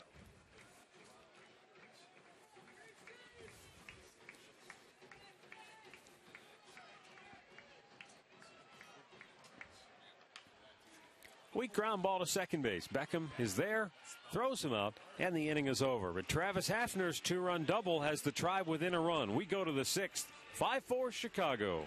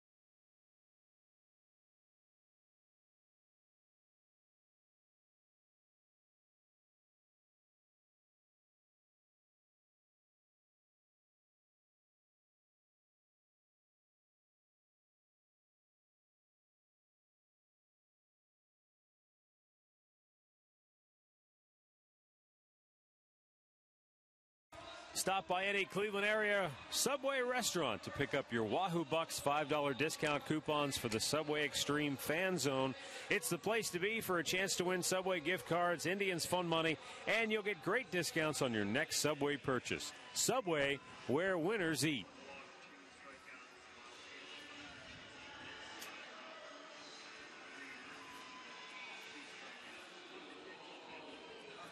That look pretty much says it all today. Frosty down on the lakefront, Progressive Field. Here at the just off the freeway. Dan Wheeler now with his third appearance of the year, coming into a one-run game now. The Indians have battled back. They were down 4-0, and they've clawed their way back in it, down a run now at 5-4. Yeah, right now it's just hold 'em time.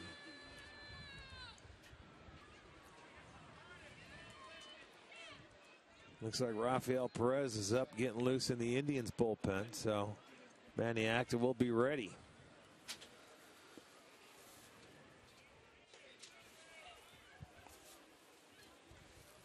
Diane Viciedo 0 for 2 today, is flied out twice.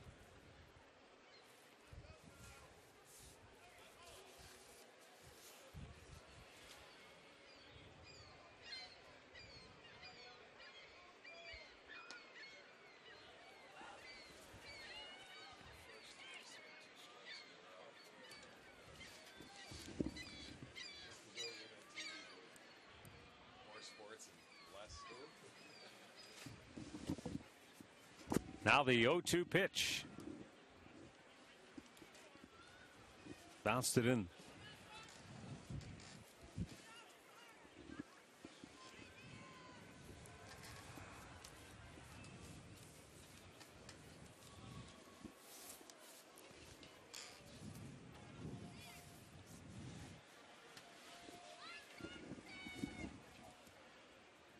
Off day tomorrow for the Indians. They will head out on a 9-game road trip.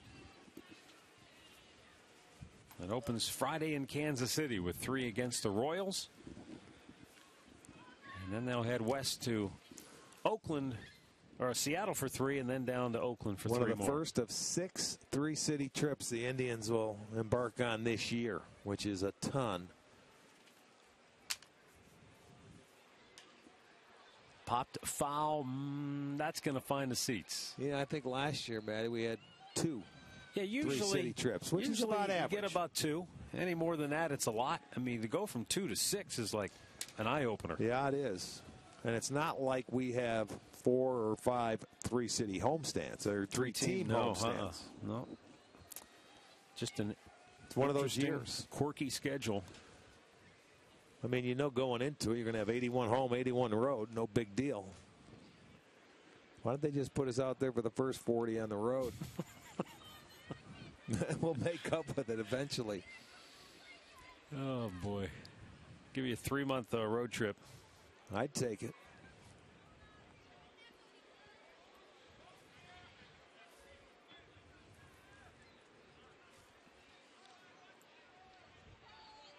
Wheeler sets in the payoff pitch. Sounded like he broke his bat. Cabrera throws him out. 1 away. Our recap brought to you by your Northern Ohio Toyota dealers.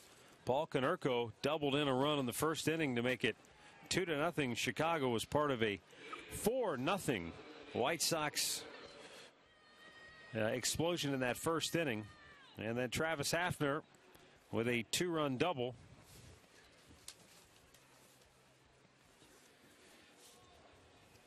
Dude, none of that was right. Wasn't even close.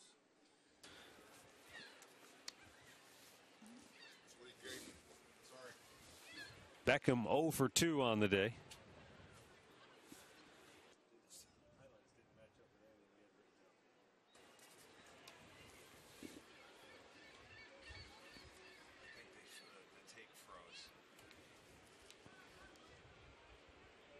Wheeler with a 1-0. Swung on and missed.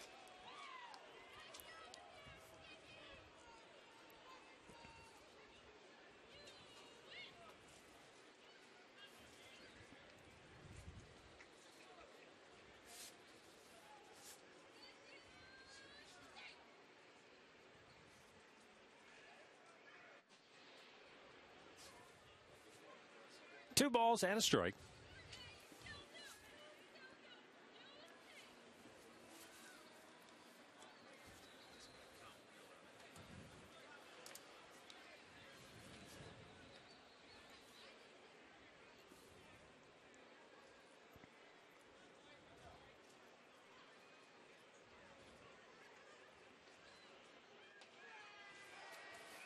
That'll even things up at 2-2. Kansas City 3-2 so far to start the year.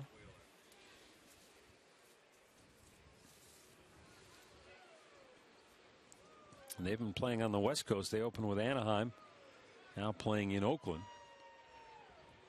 The 2-2 swung on, and Santana couldn't hold on. Just ticked out of his glove. That game Friday in Kansas City will be the Royals' home opener between the Indians and KC. Which is why it's an interesting Friday start time. 3 o'clock at their time. Yeah. 4 here. 4 Eastern. Just like what we did here. 3 o'clock start time.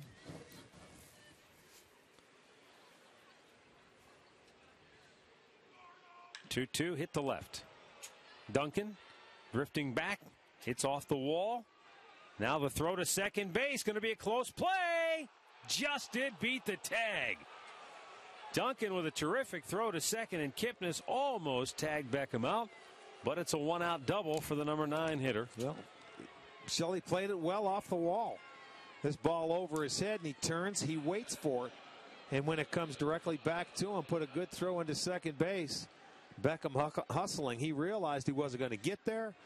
Gets it in a hurry. Not bad. Just a little bit offline. If that ball is about 2 foot, a little closer to second base, they might have had him. But not a bad play. Alejandro Diaz, 1 for 3 on the day. He singled and scored back in the first.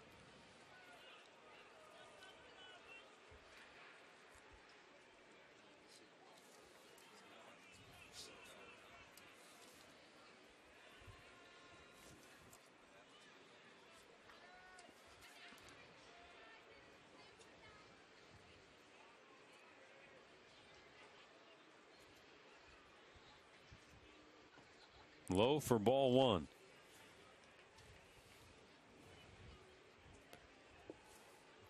Diaz really swung the bat well at the end of last year. Over the last 2 months of the season, he hit .345, which was the 6th best mark in the AL from August 3rd through the end of the year.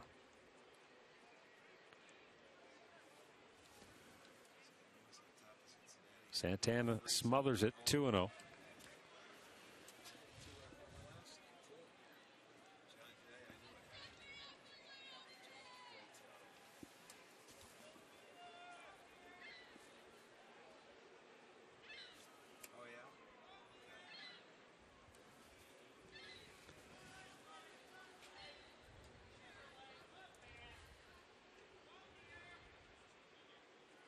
Now Wheeler sets the 2-0. 3 balls, no strikes.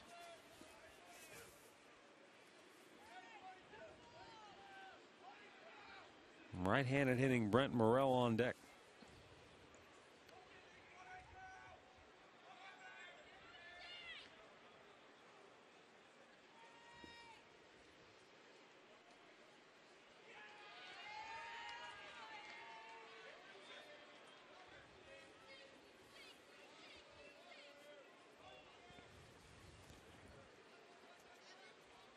Diaz awaiting the 3-1 from Wheeler. Dan has thrown 17 pitches, 8 balls, 9 for strikes. Sends a fly ball to center field. Back is Brantley. Still going back. He's out of room, and it is out of here. Alejandro Diaz with his 2nd home run in this series against the Indians restores the White Sox cushion. They go up now 7-4. Well, every time the Indians have been able to get on the board, they come right back and score. That's a crusher right here. I mean, he went to straightaway center field. And, I mean, you wouldn't think this guy has that kind of pop. And with Rafael Perez up, loosening up in the bullpen, you know, look at Wheeler. He can't believe it, but that's what I thought the left-hander was waiting for. Well, they put 2 on the board, and it's now a 7-4 game.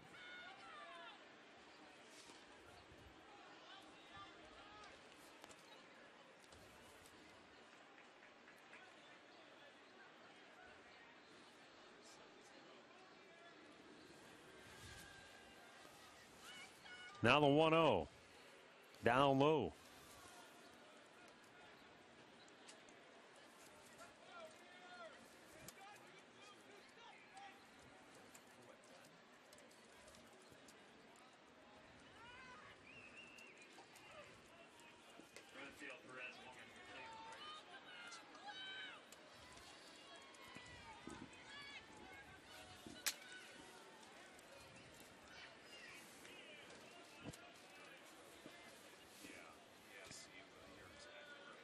Here's the pitch, and it's down and in. So that's going to be it for Dan Wheeler. We've got a timeout for a pitching change. Chicago now leading it 7-4 here in the 6th inning.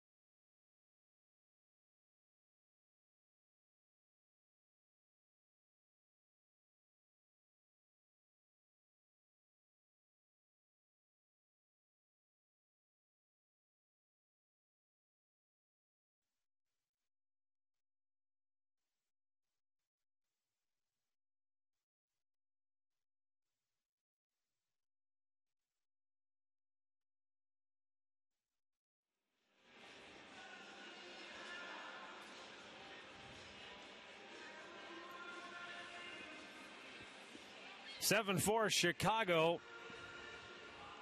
1 on, 1 out here in the 6th inning, and now Rafael Perez coming into the ball game.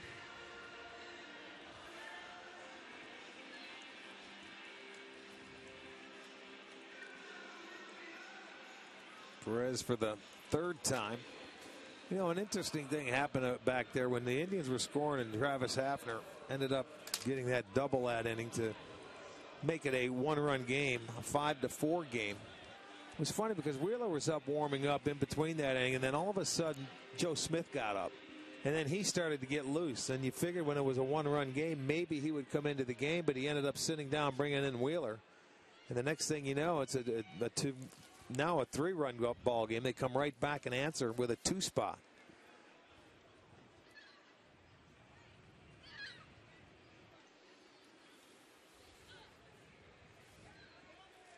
That'll be one for Manny Acta after the ball. Well, yeah, I mean, don't know what happened. You wanted to keep that a 1-run game after you make it 5-4 after 5 innings. Certainly can't afford to give any more up.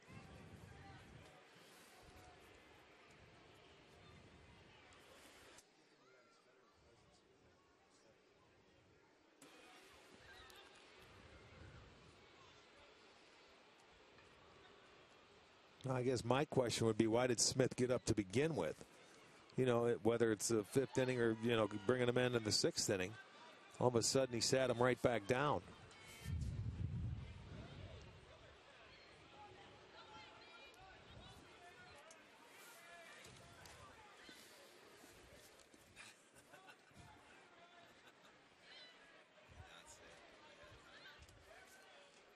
Rafael Perez with the 0-1 to Dunn.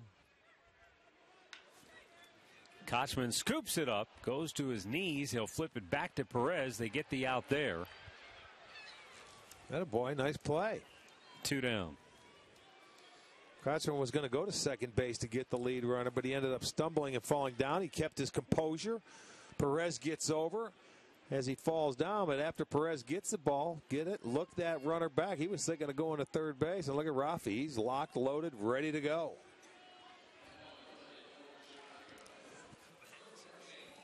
He saw food. It's that wormhole.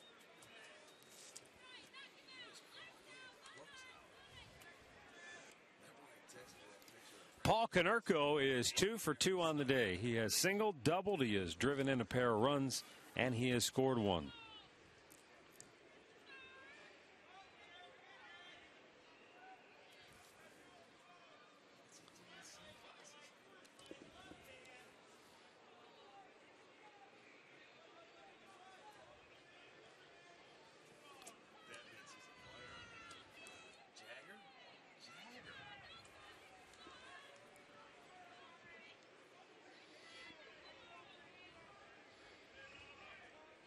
Well, I have a feeling this is going to happen a lot this year with Konerko hitting in that number 4 hole, and you have AJ hitting behind him, especially if the left-handers out there.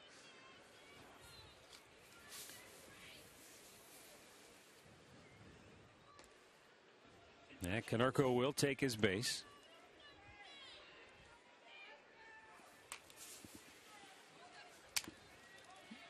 Two on with 2 out.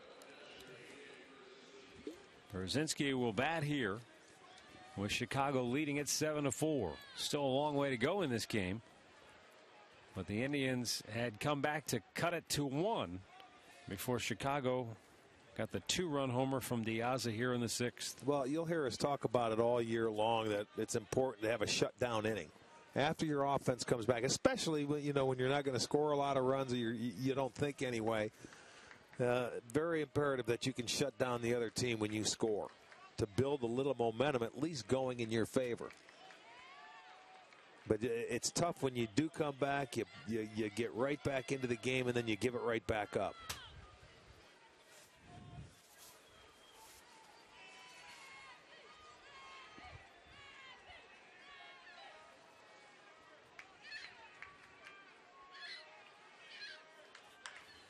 There's a long fly ball to deep right, and it is way out of here. Well, it didn't work out, did it? Well, A.J. Pierzynski is probably thinking to himself, I could have a huge year if they keep walking Konerko in front of me. His 3-run homer, a no doubt about it drive to deep right field. And the White Sox have themselves a huge inning, a 5-run 6th. And they now lead it 10-4. Well, that's what you do as a hitter. You make the other team pay. You want to walk him, go right ahead. That was a slow spinner.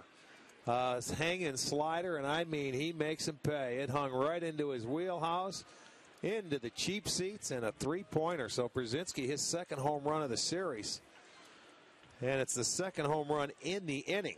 A 2-run homer by Diaza, a 3-run homer by Brzezinski.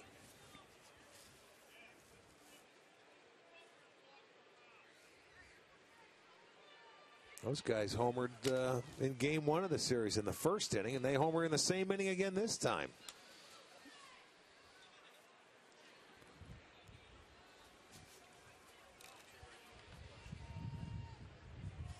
So 3 of those runs will be credited to Wheeler.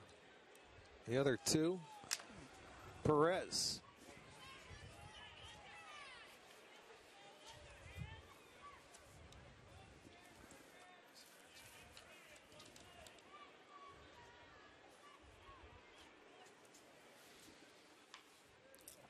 Little squibber by the mound. Kochman with the flip. Bare hand grab by Perez. He did kick the bag to get the out. And the inning is over. We'll go to the bottom of the 6th. Chicago now on top 10-4.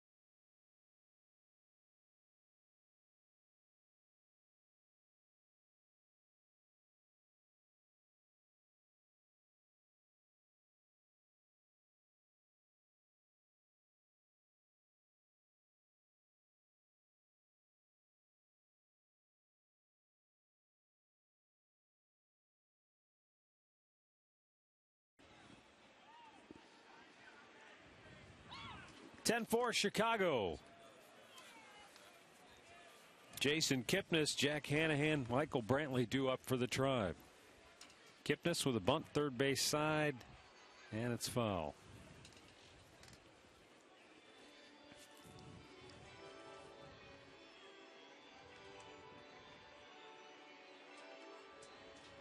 Ten runs on 11 hits for Chicago. 4 runs, 6 hits for the Indians.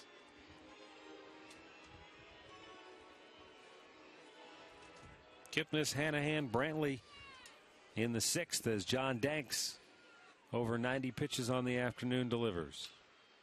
Weekly grounded to short, and Alexei Ramirez throws him out. Close play as Kipnis hustled down the line. Yes, he did. Boy, that way.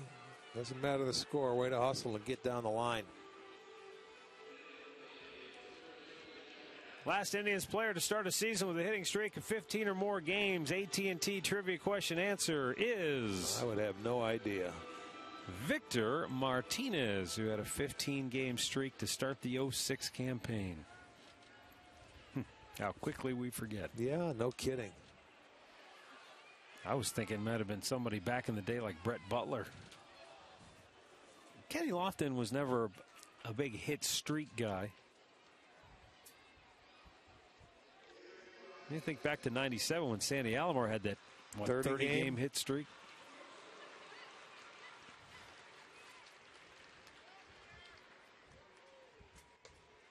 Call to strike. It's 0-2. Toronto still leads Boston 2-1. They're in the 6th at the Rogers Center. Detroit leads Tampa 1-0. They're in the 4th in Detroit. Down low. Cardinals holding on to a 3-1 lead over Cincinnati in the 5th.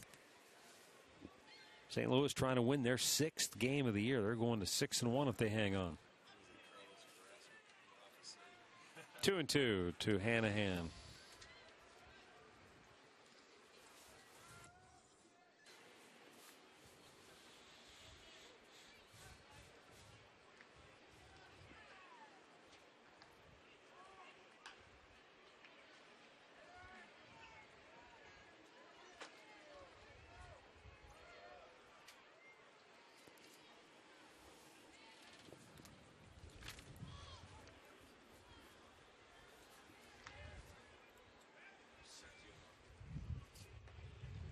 From 0-2 to full count.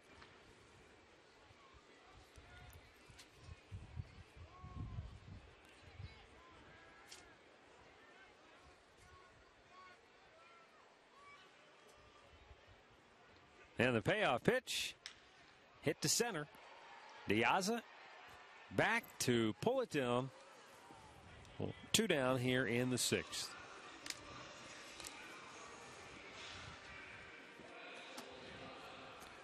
Top of the order, Michael Brantley. He is 0 for 3 here today. And just 1 for 16 on the year.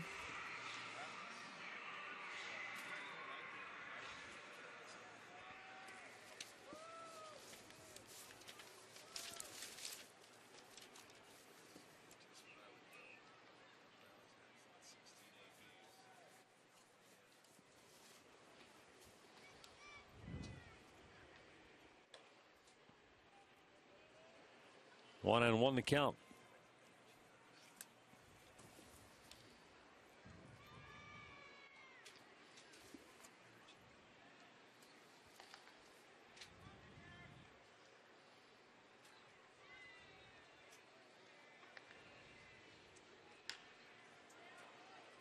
Bouncer just foul at first. And the count 2-2.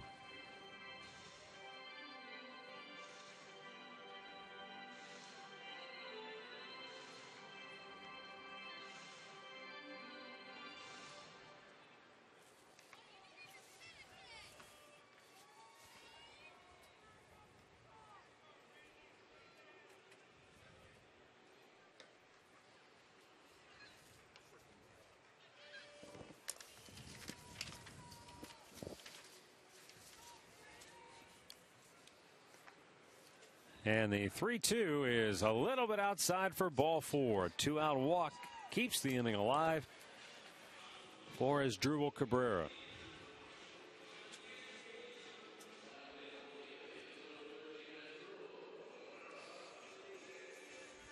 Now, I guess whether it's to start the season or if it's in the middle of the season, you're 0 for 14. You'll take a walk, just anything to get yourself feeling a little bit better. Well, yeah, you're absolutely right. Any way to reach base. Asdrubal tees off, but hits it fouled on the left side.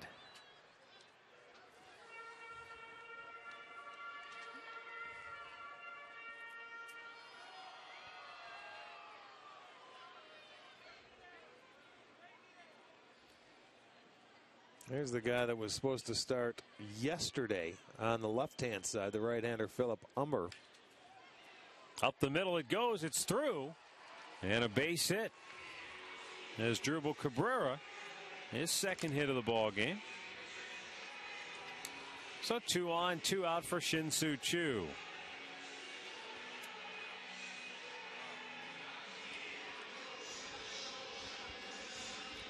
And that's going to do it for John Danks. Well, yeah, well up over 100 pitches, 107. He's given them the opportunity, and you know the runs on their side of the board certainly has kept him in the game longer than he should have been there. But in comes a left-hander, Will Ullman. 2 on, 2 out here in the bottom of the 6th. Tribe down 10-4. Pitching change for Chicago when we come back.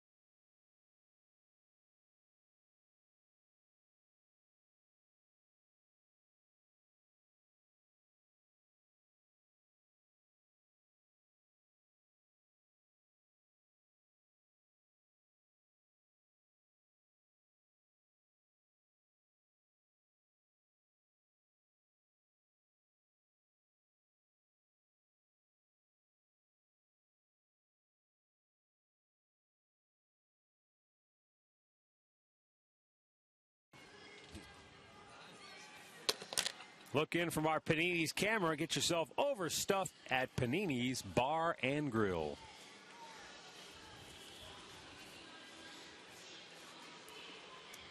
Will Ullman, southpaw, coming on now for Chicago. 2 appearances, 2/3 of an inning, 1 hit allowed. He'll face Shin-Soo Choo with 2 on, 2 out here in the 6th, and the Tribe down 10-4.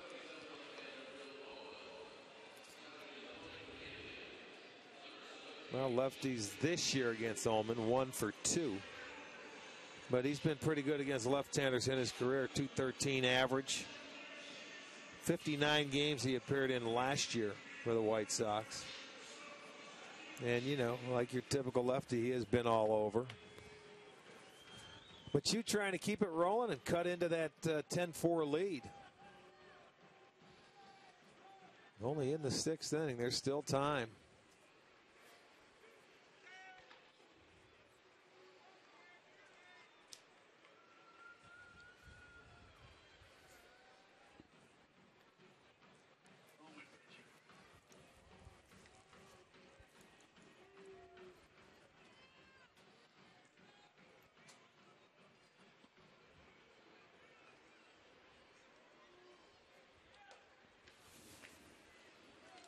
That evens the count of 1-1.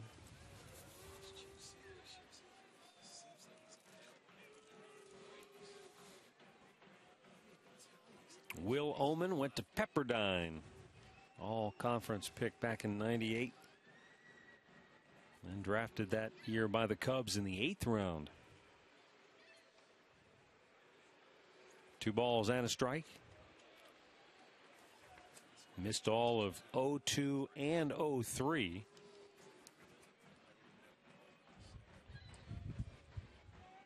After he needed Tommy John surgery.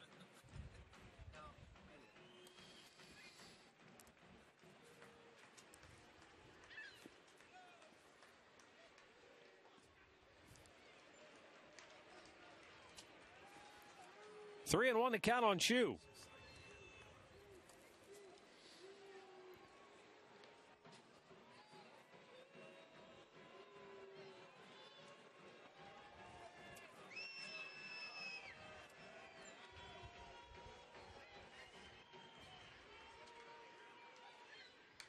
And back out of play.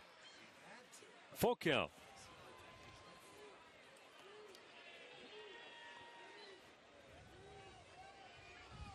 Well, I'll get a head start now on the delivery. If Chu can find a gap, Cabrera will score easily.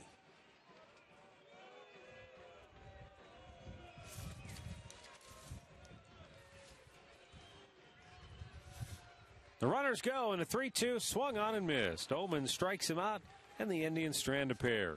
We go to the 7th, 10-4 Chicago.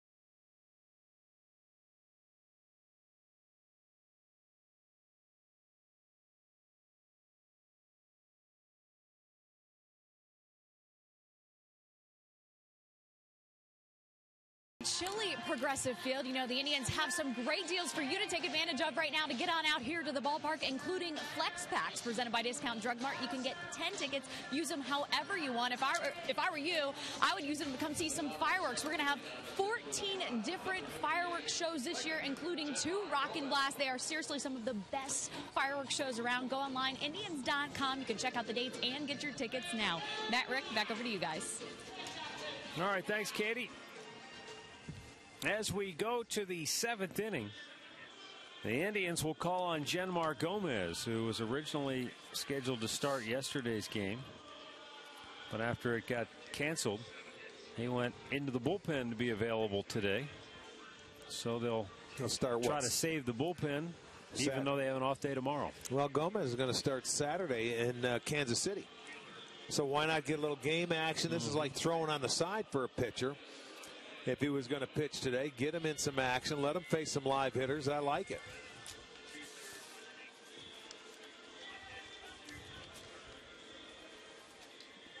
Right now the schedule is to have Derek Lowe go on Friday, and then Gomez on Saturday, with Ubaldo Jimenez back from his suspension on Sunday. And then remember, they have Monday off as well out in Seattle before they start the 3-game series there. Too many off days in April.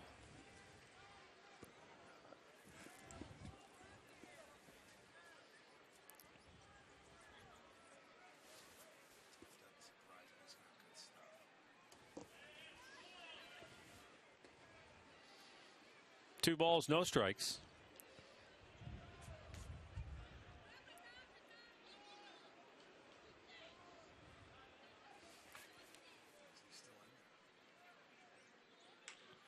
Bounce to third with that shift on. Hanahan in the hole to make the play. 1 down.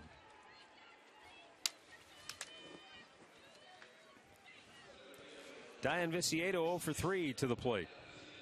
Well, the one thing the White Sox have done today, they've been able to hit with runners in scoring position. 6 for 10. They've hit both home runs and 8 ribbies.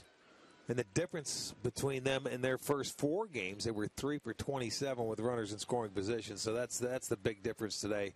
They got the big hit when needed. Yeah, did they ever. 8 for 14 today with runners on base. So, offensively, that's the way to do it. You get that key hit.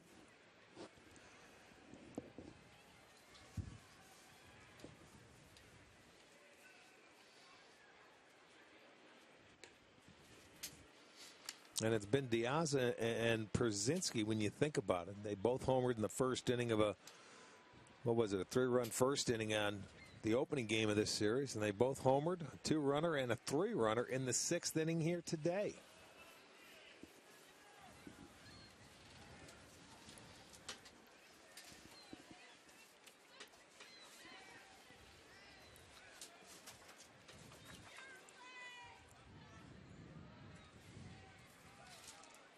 Genmar Gomez delivers, and it's swung on and missed 2-2.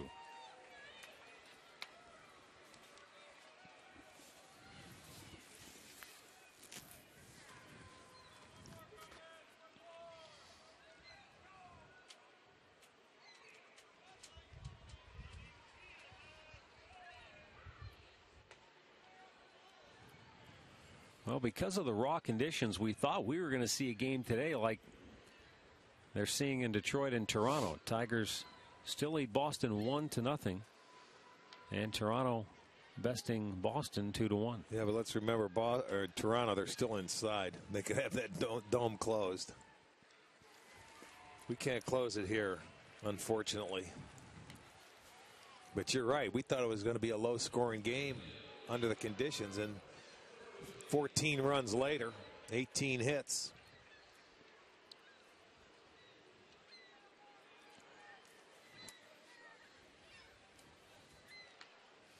Detroit leading Tampa 1-0 in the 5th inning. Tampa just got their first hit of the game from Ben Zobrist.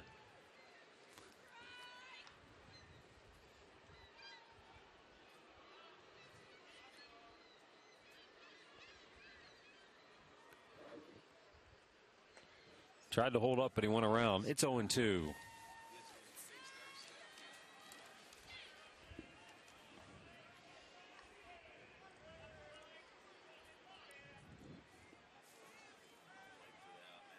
Gomez with a 2-strike pitch. A little bit too high. She was a big league softball player. Unbelievable. I wanted to punch him in the neck.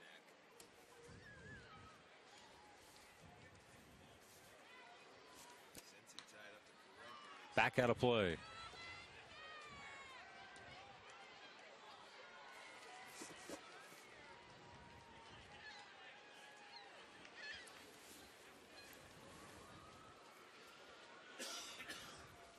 The 1-2.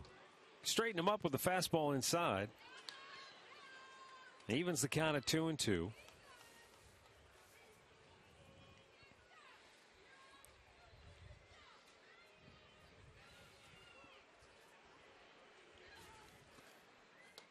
Strikes him out looking, and the White Sox go 1-2-3. Genmar Gomez with a perfect 7th. Stretch time in Cleveland. 10-4 Chicago in the 7th inning stretch. Brought to you by the Cleveland Clinic, where every life deserves world-class care. Call 216-444-CARE for an appointment today.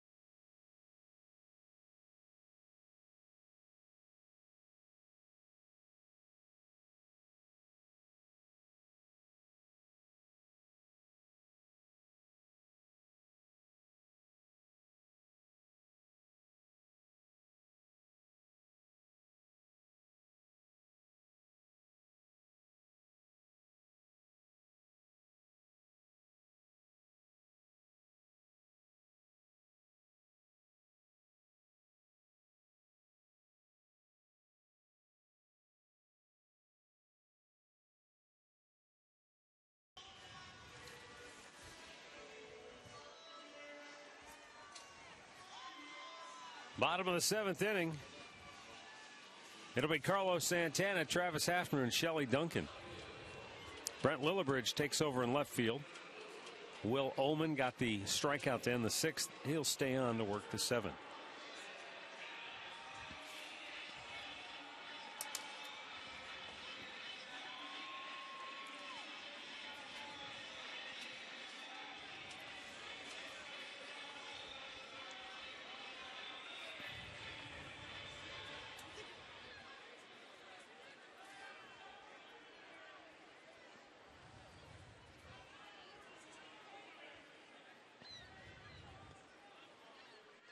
Santana jumps back at a ball inside, 0 for 2 with a walk and a run scored.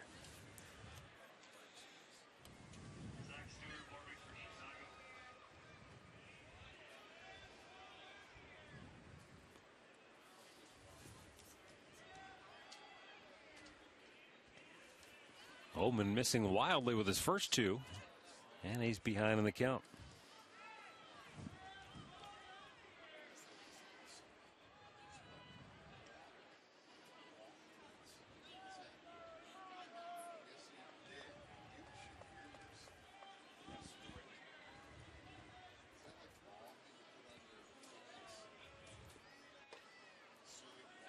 Santana takes a strike.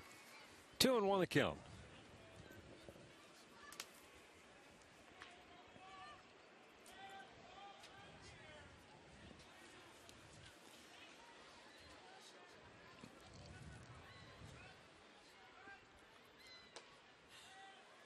That'll even things up at 2-2.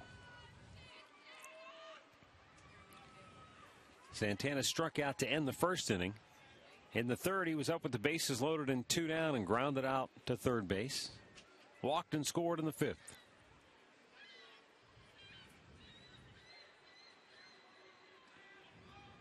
Close pitch. It's called a ball, and the count goes full at 3-2.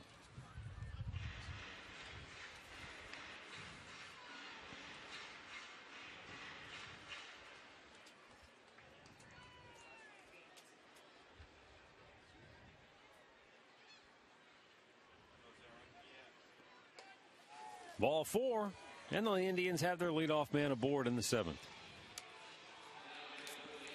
Our highlight reel is brought to you by your Northeast Ohio Ford dealers. And today the highlights have been provided by one Travis Hafner. His solo blast in the 4th made it to the 2nd deck. Cut the White Sox lead in half at the time, and then a 2-run double into the right field corner made it a 1-run game. So Hafner now batting over 300 on the young season. Well, and the Indians today also, they have 6 walks. As a ball club, only 2 have been able to come around and score, but they have had opportunities.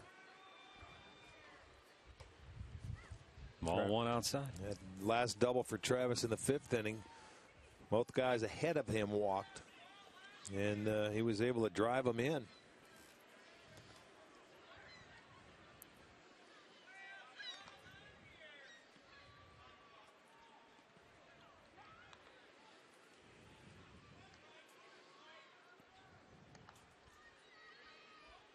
Low and away, 2-0.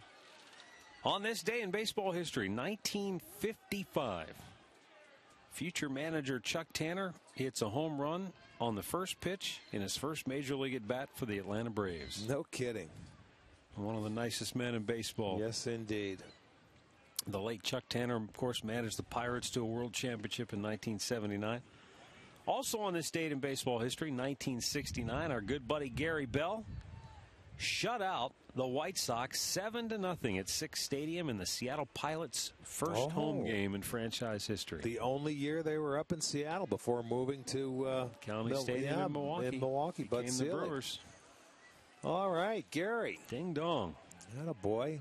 That was opening day out there for him, huh? What was their first home game? I don't know that it was necessarily opening day, but yeah. Well, for them it was. So yeah, through a shutout, they expected big things from that team. Mike Hegan was, of course, a part of that team. Yes, he was. Now the set. I think Tito Francona played on that team, to tell you the truth. Bounce to first. Konerko with a terrific pick. They get the out at second. The return throw not in time to get Hafner at first. So one away.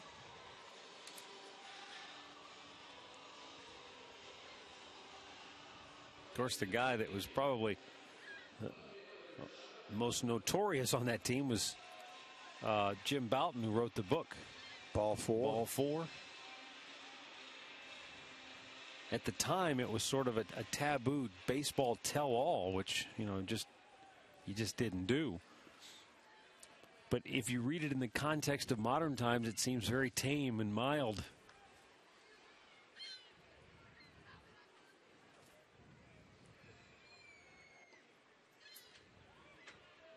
Duncan 1 for 3 with a base hit back in the 4th inning.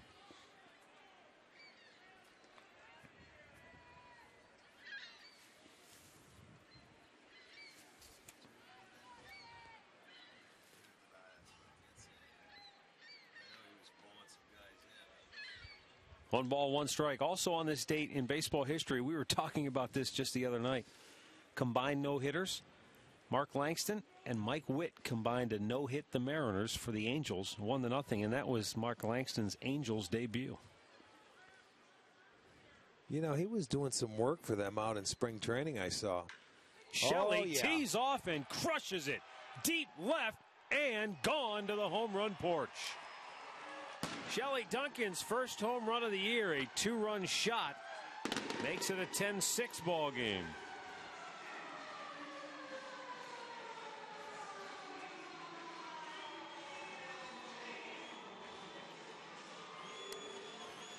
First homer and ribby of the year for Shelley Duncan. He put a jolt into this one and just gets over that porch. A breaking ball. Good extension. 79 miles an hour out over the plate. And cuts into that lead. Makes it a 10-6 ball game now.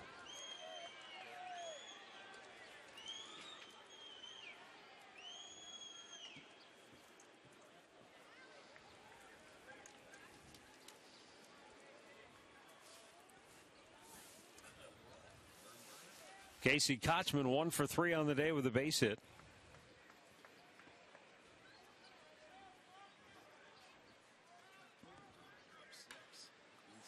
One hopper to second. Beckham throws him out 2 away. Every time the Indians homer this year, Rick and I are donating $5 each, and Great Clips is donating $50 to the Gathering Place, and our season total $480 on the year. Great needs, great deeds, great clips.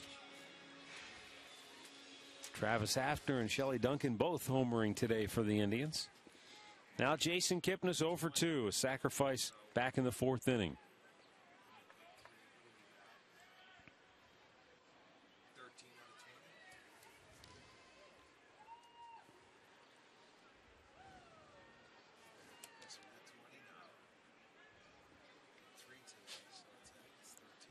Tribe down 4 here in the 7th with 2 down. Kipnis taking, it's a strike.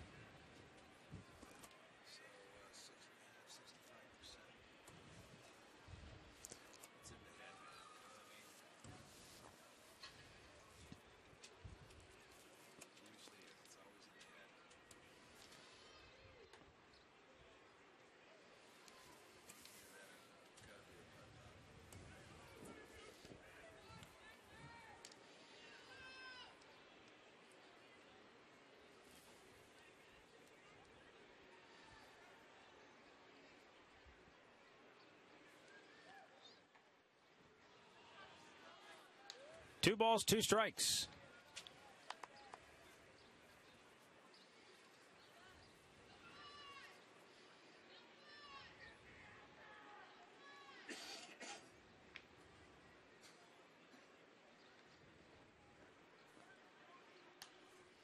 Back out of play.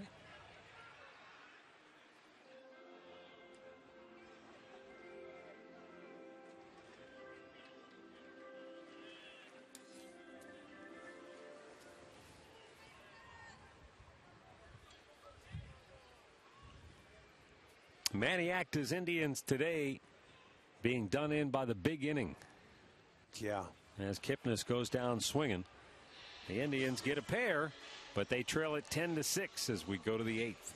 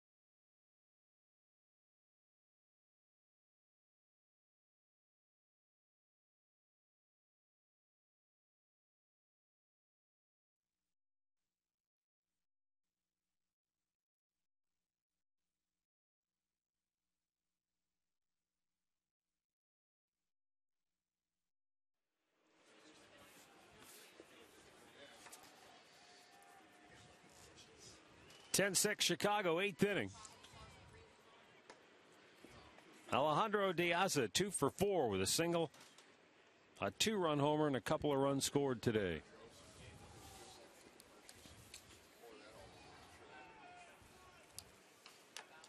Little squibber foul.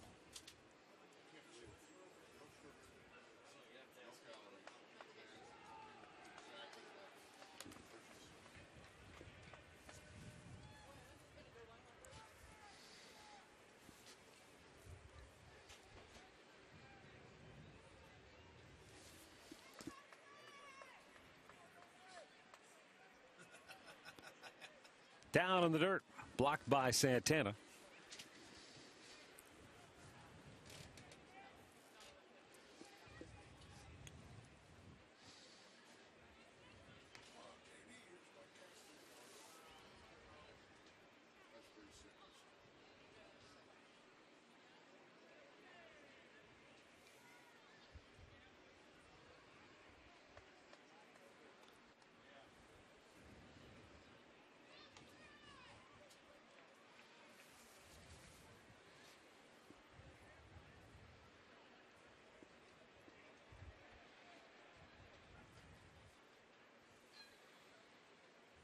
Now the 2-2.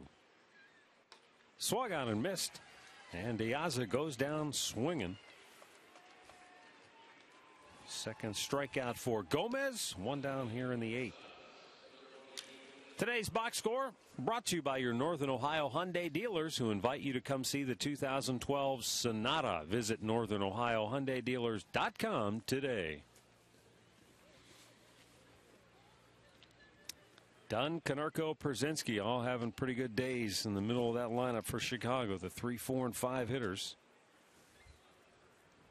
combining for 7 hits, 7 ribbies. At the knees, a strike called to Brent Morrell.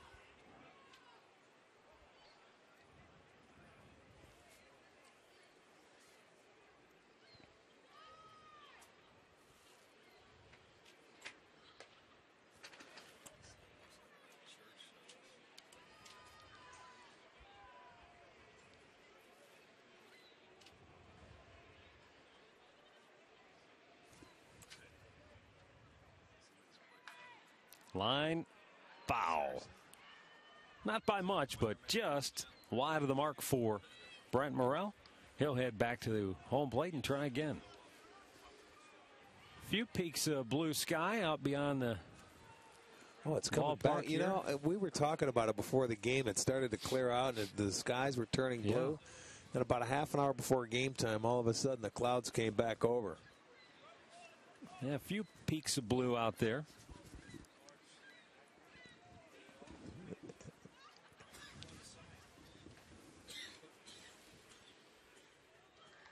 Able to lay off 2-2.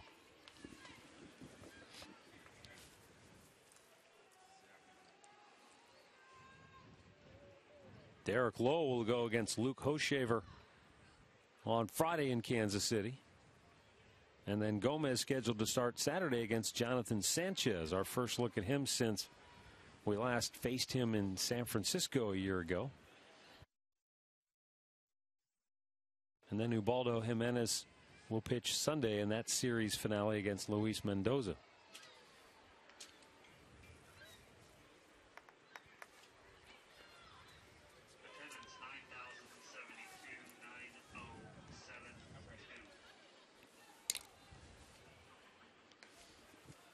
They announced the attendance today at 9,072. But a lot of that has to do with the season ticket holders, and I'm guessing a few of those folks did not make the trip today. Well, you can't really blame them. Tough day to sit out and watch a game. Bouncing ball to second base. There's Kipnis. 2 down.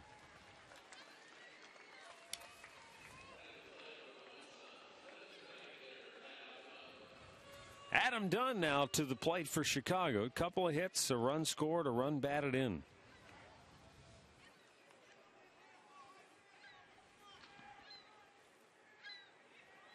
Mentioned that Dunn, Konerko, and Przynski have combined for 7 runs batted in today for Chicago.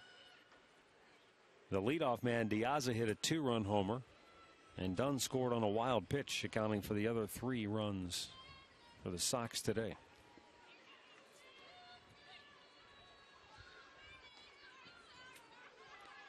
One ball, one strike.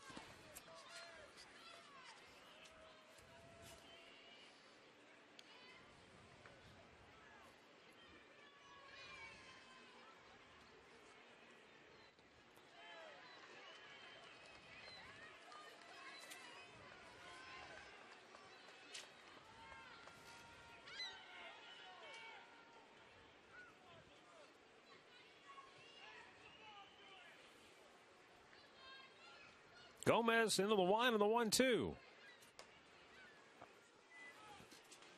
2 balls, 2 strikes.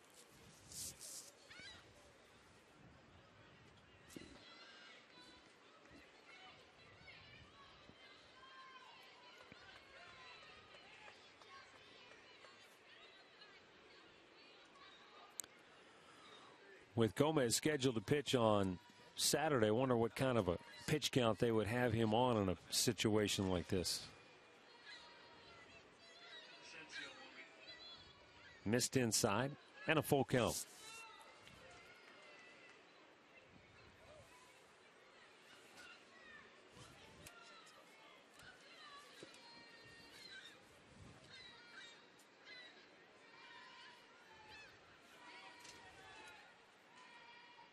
The payoff pitch struck him out to end the inning. Well, Genmar Gomez with 2 perfect innings of relief out of the Indians bullpen. Didn't get the start yesterday because of the rainout, but he has put up 2 goose eggs here today.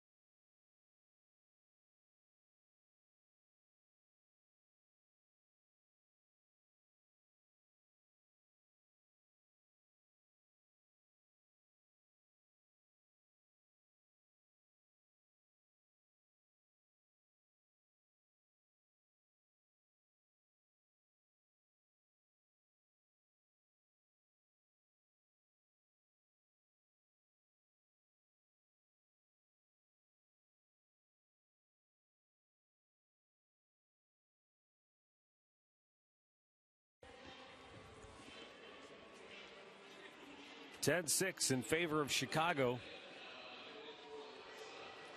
8th inning. And the White Sox go back to their bullpen. Their third pitcher of the day will be Jesse Crane, making his second appearance. 1 inning, 1 strikeout. He'll face Jack Hanahan, Michael Brantley, and Asdrubal Cabrera.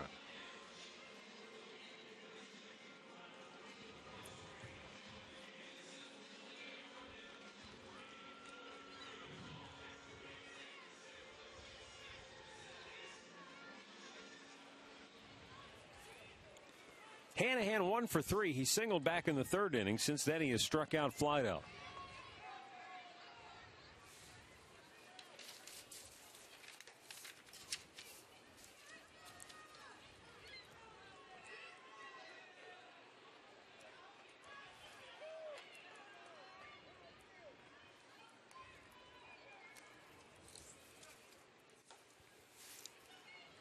Two balls, no strikes. Jesse Crane, in his second year with the White Sox, went 8-3 with a 2.62 ERA and 67 appearances out of the White Sox bullpen a year ago. He has been a pretty durable pitcher in his career. In the hole, Ramirez won't get it. Second hit of the game for Jack Hanahan. And the Indians have their leadoff man aboard to start the bottom of the 8th.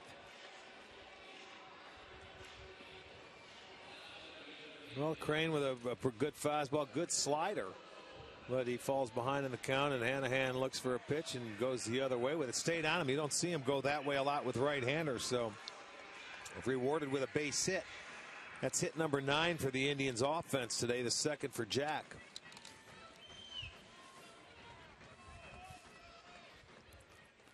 Now Michael Brantley takes a strike. 0 for 3, but did draw a walk his last time up.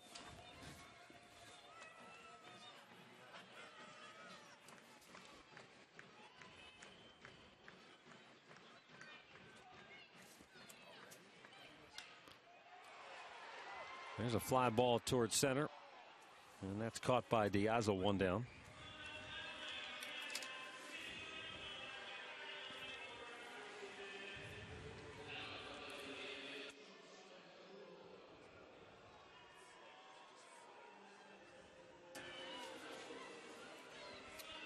Cabrera, 2 hits on the day. He doubled and scored in the first, although that was a pop-up that was just misplayed by the White Sox on the right side. The second baseman Beckham went out. Fukudome came in, and it dropped between them. But as every hitter will tell you, they all count in the end. And the fact that Cabrera has been aboard 3 times today with a walk sprinkled in gives him something to build on. That bounced in front of A.J. Pierzynski and all the way to the backstop, enabling Hanahan to go down to second on the wild pitch. We've had a number of wild pitches today. That's 3 for the White Sox, and the Indians have had 1. Not a 58-footer that time. Well, look, you're right. That ball was about a 55-foot pitch. That's one where you feel sorry for the catcher because there is really nothing they can do about it. And Pierzynski is one of your bigger catchers, so if he can't get his body in front of it, nobody's going to. 4-run lead, you don't get your body in front of it. That's tough to handle out in front of home plate. If it hits you, you're lucky. 1 ball, 1 strike. And Cabrera chops it foul.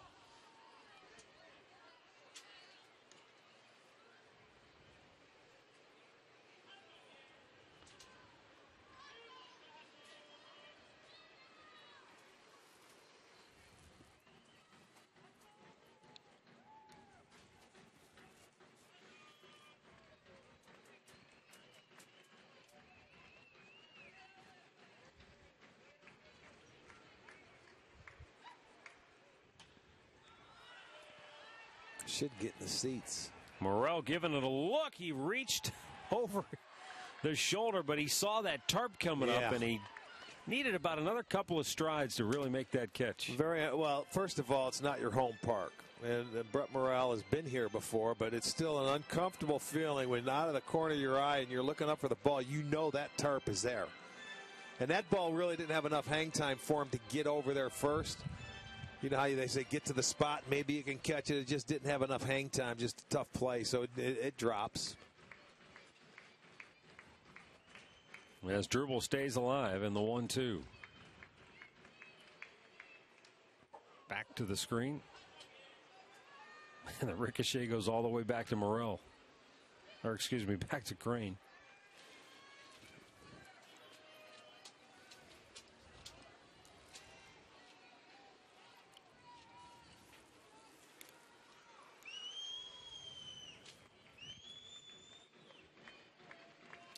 Hanahan, who singled and went to second on a wild pitch with one out here in the 8th inning.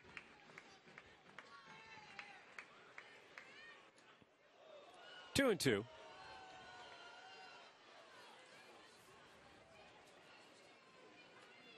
Tigers lead Tampa 2-0 in the 7th now in the Motor City. And Toronto leads Boston 3-1 in the 9th.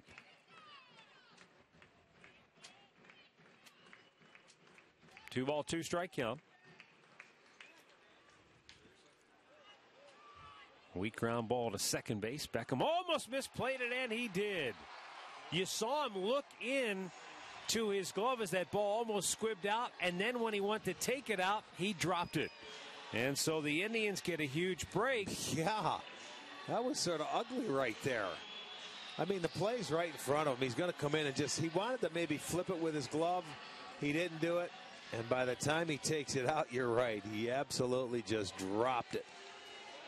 I think that may be more embarrassing for him than anything else. It was just an easy routine play for him to flip it. It doesn't come out. It'll go as an error. Well, and now the Indians have a chance, a golden chance to cut into this White Sox lead here, and that has the bullpen buzzing down for Chicago. Number of players up, stirring about, and they're going to get some activity going in a hurry.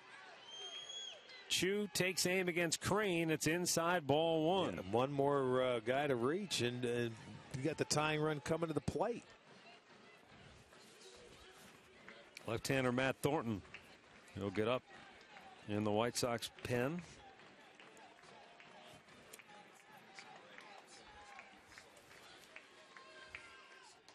Too high, 2-0.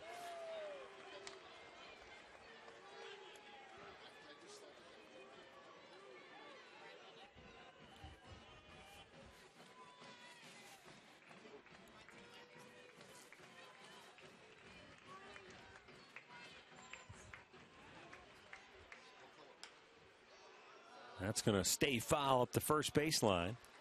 2 balls and a strike.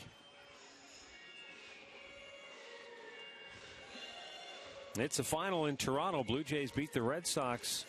So Boston is now 1-5 to start the year. Toronto goes to 4-2.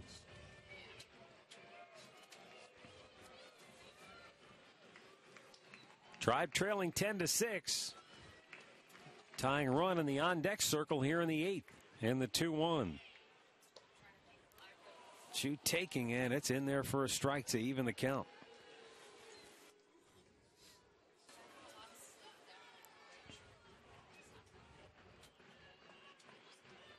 Hanahan is at third with Cabrera down at first. Snap throw over there, but his dribble back with a dive.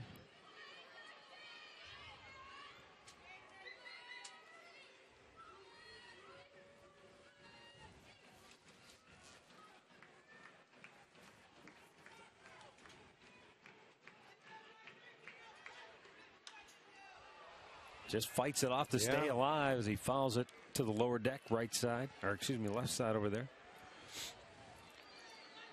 That's what you do, just foul it off to stay alive. It looked like that pitch he was maybe fooled on a little bit, so just slap it around. Good hitters find a way to stay alive until they can get a decent pitch to hit.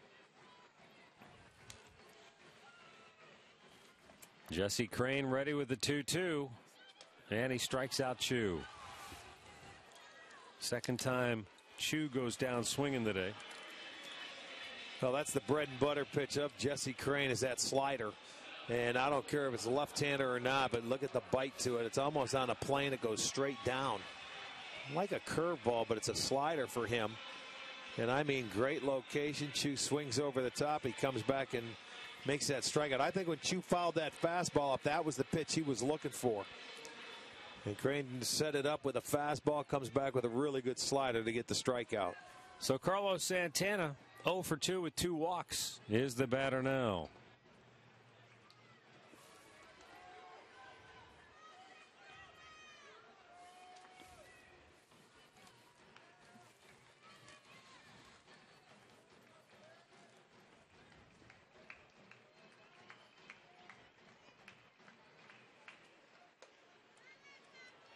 If Santana can get aboard, then you can rest assured we'll see Thornton to face Travis Hafner next. But right now, key spot in the game for the Tribe, down 4 runs with Santana at the plate. Almost wanted to pull the trigger but didn't, and the ball misses 2-1.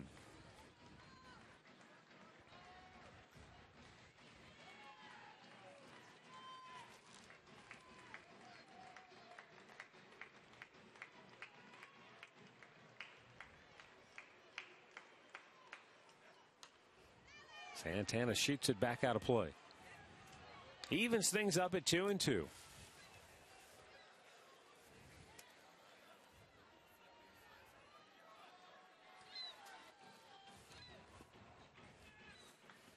Hanahan started the inning with a single. Cabrera reached on the error. And now with 2 down, Santana facing a 2-2 count. Now it's 3-2. Well, let's see if he comes back with that slider to Santana. Should he walk him? I think they have Matt Thornton loose in their bullpen to face Travis Hafner, a guy that's had a pretty good afternoon. Cabrera will take off on the 3-2 pitch at first. And Santana strikes out to end the inning. We'll go to the 9th. 10-6 Chicago.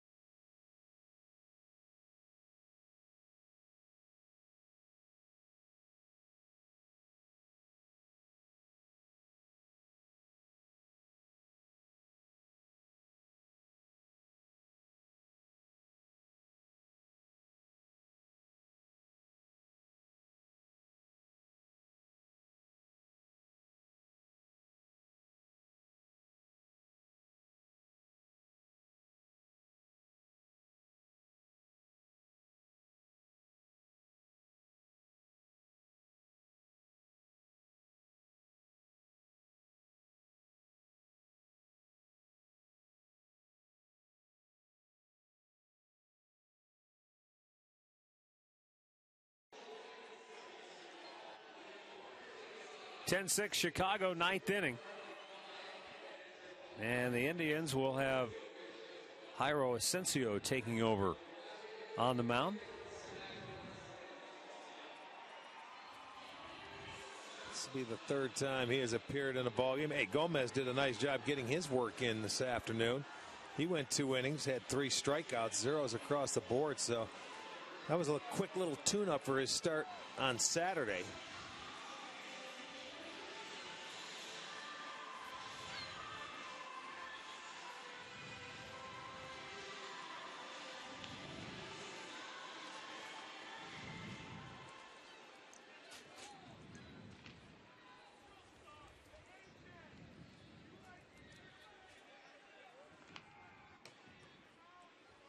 Paul Konerko, 2 hits, 2 walks, 2 runs scored, 2 runs batted in.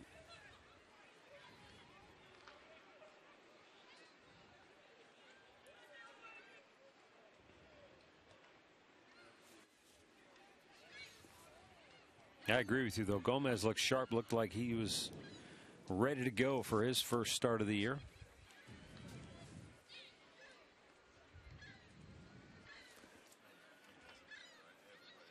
Fastball down low.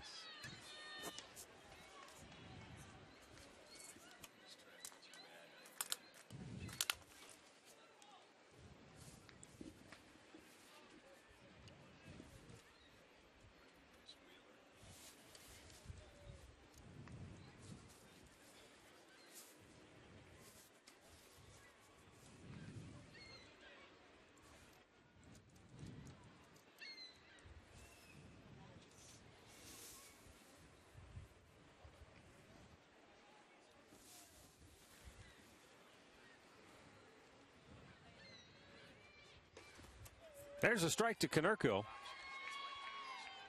And the count goes full.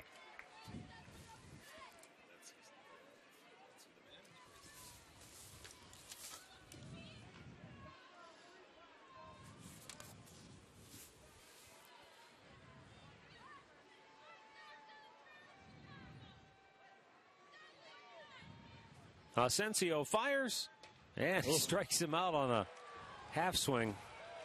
Was that even you don't see many swing? of those for Konerko. No, you certainly do not. Well, obviously he's never faced it before, but you're right. There's that little cigarette. He was just trying to get a piece of it to stay alive because he was totally fooled. Obviously looking for something out over the plate. But that one runs in, and he gets his first strikeout.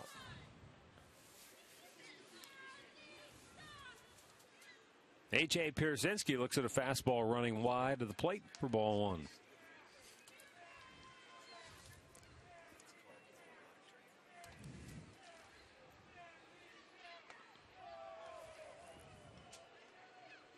Three straight hits in this game for Pierzynski.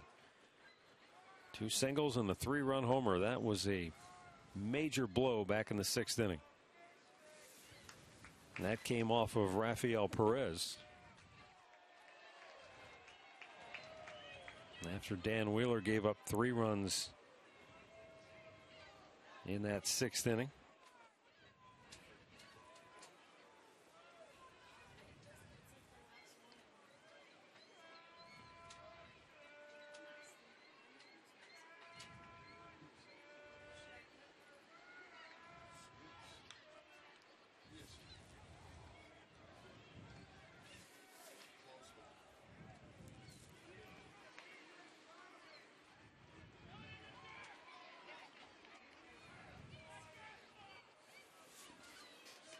One ball, 2 strikes with 1 out here in the 9th. And Asensio fires. Pierzynski a little weak tapper back to the mound. And we've got 2 away. Stay tuned after the ball game for the Conrad's Tire Express and Total Car Care post-game show. We'll have the highlights.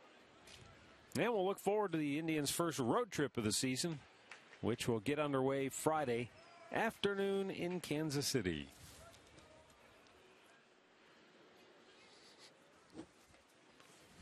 Breaking ball in there for a strike.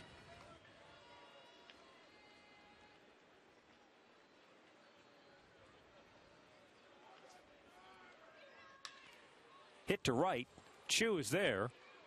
And a 1-2-3 ninth for Asensio and the Indians. Last chance for the Tribe when we come back.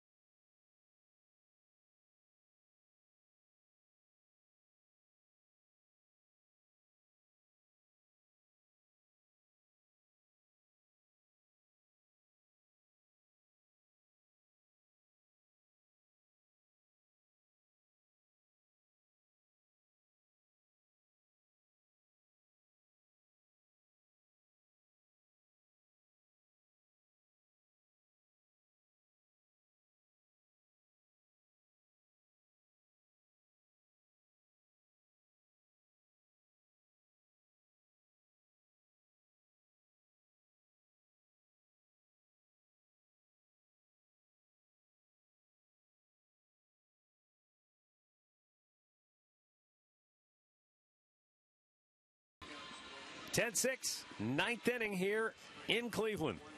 And left-hander Matt Thornton will come on to try and finish it for the White Sox. Not a save situation. But with the Indians having Hafner, Kochman, Kipnis, and Hanahan due up here in the ninth, Robin Ventura deciding he'll go with the left-hander Thornton. The only right-handed bat due up for the Tribe in this inning is Shelley Duncan in the on-deck circle. It'll be Hafner, Duncan, Kochman here in the bottom of the ninth.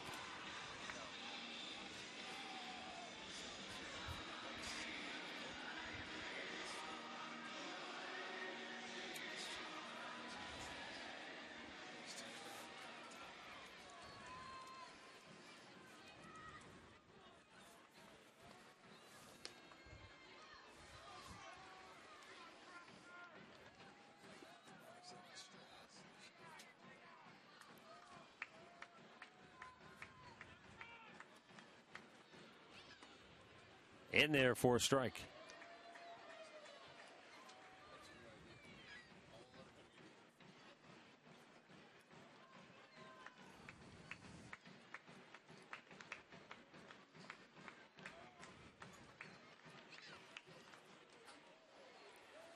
Travis chased it up high.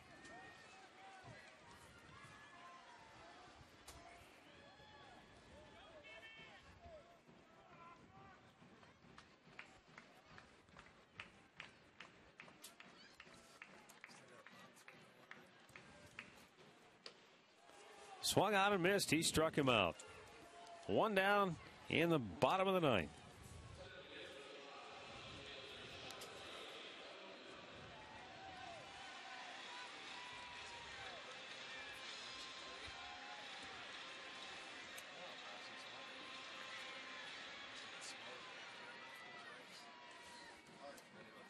Here is Shelley Duncan.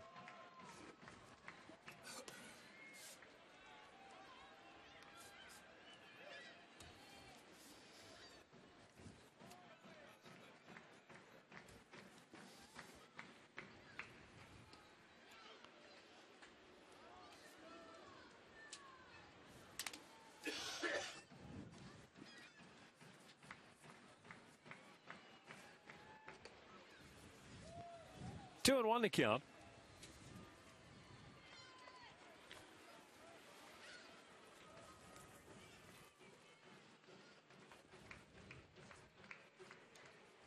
Little bit outside, and it's a 3-1 situation.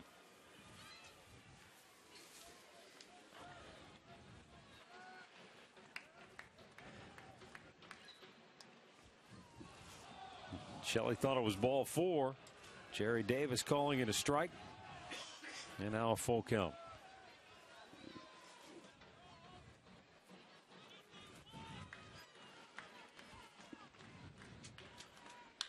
Line drive left field, base hit for Shelley Duncan.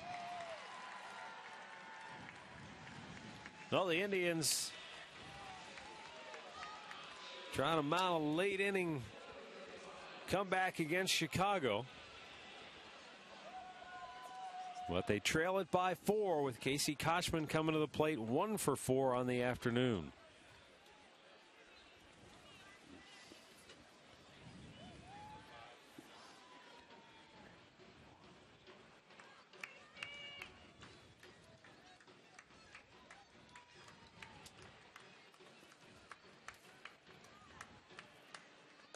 Kochman takes a strike.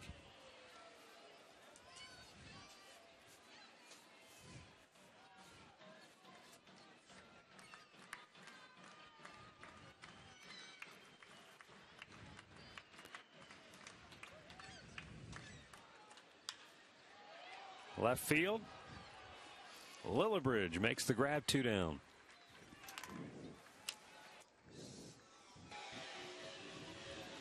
That leaves it up to Jason Kipnis, who is 0 for 3 today.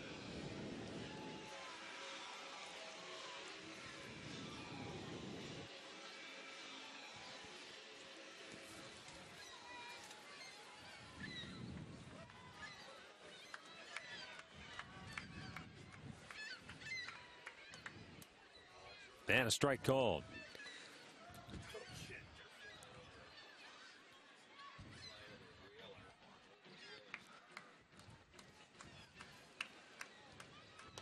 Swung on and missed.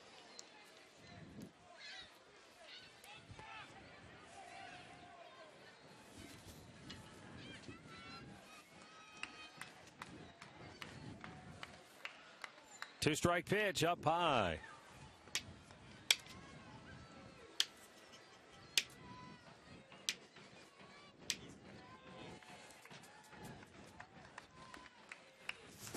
Now the 1-2. Kipnis out looking to end the game.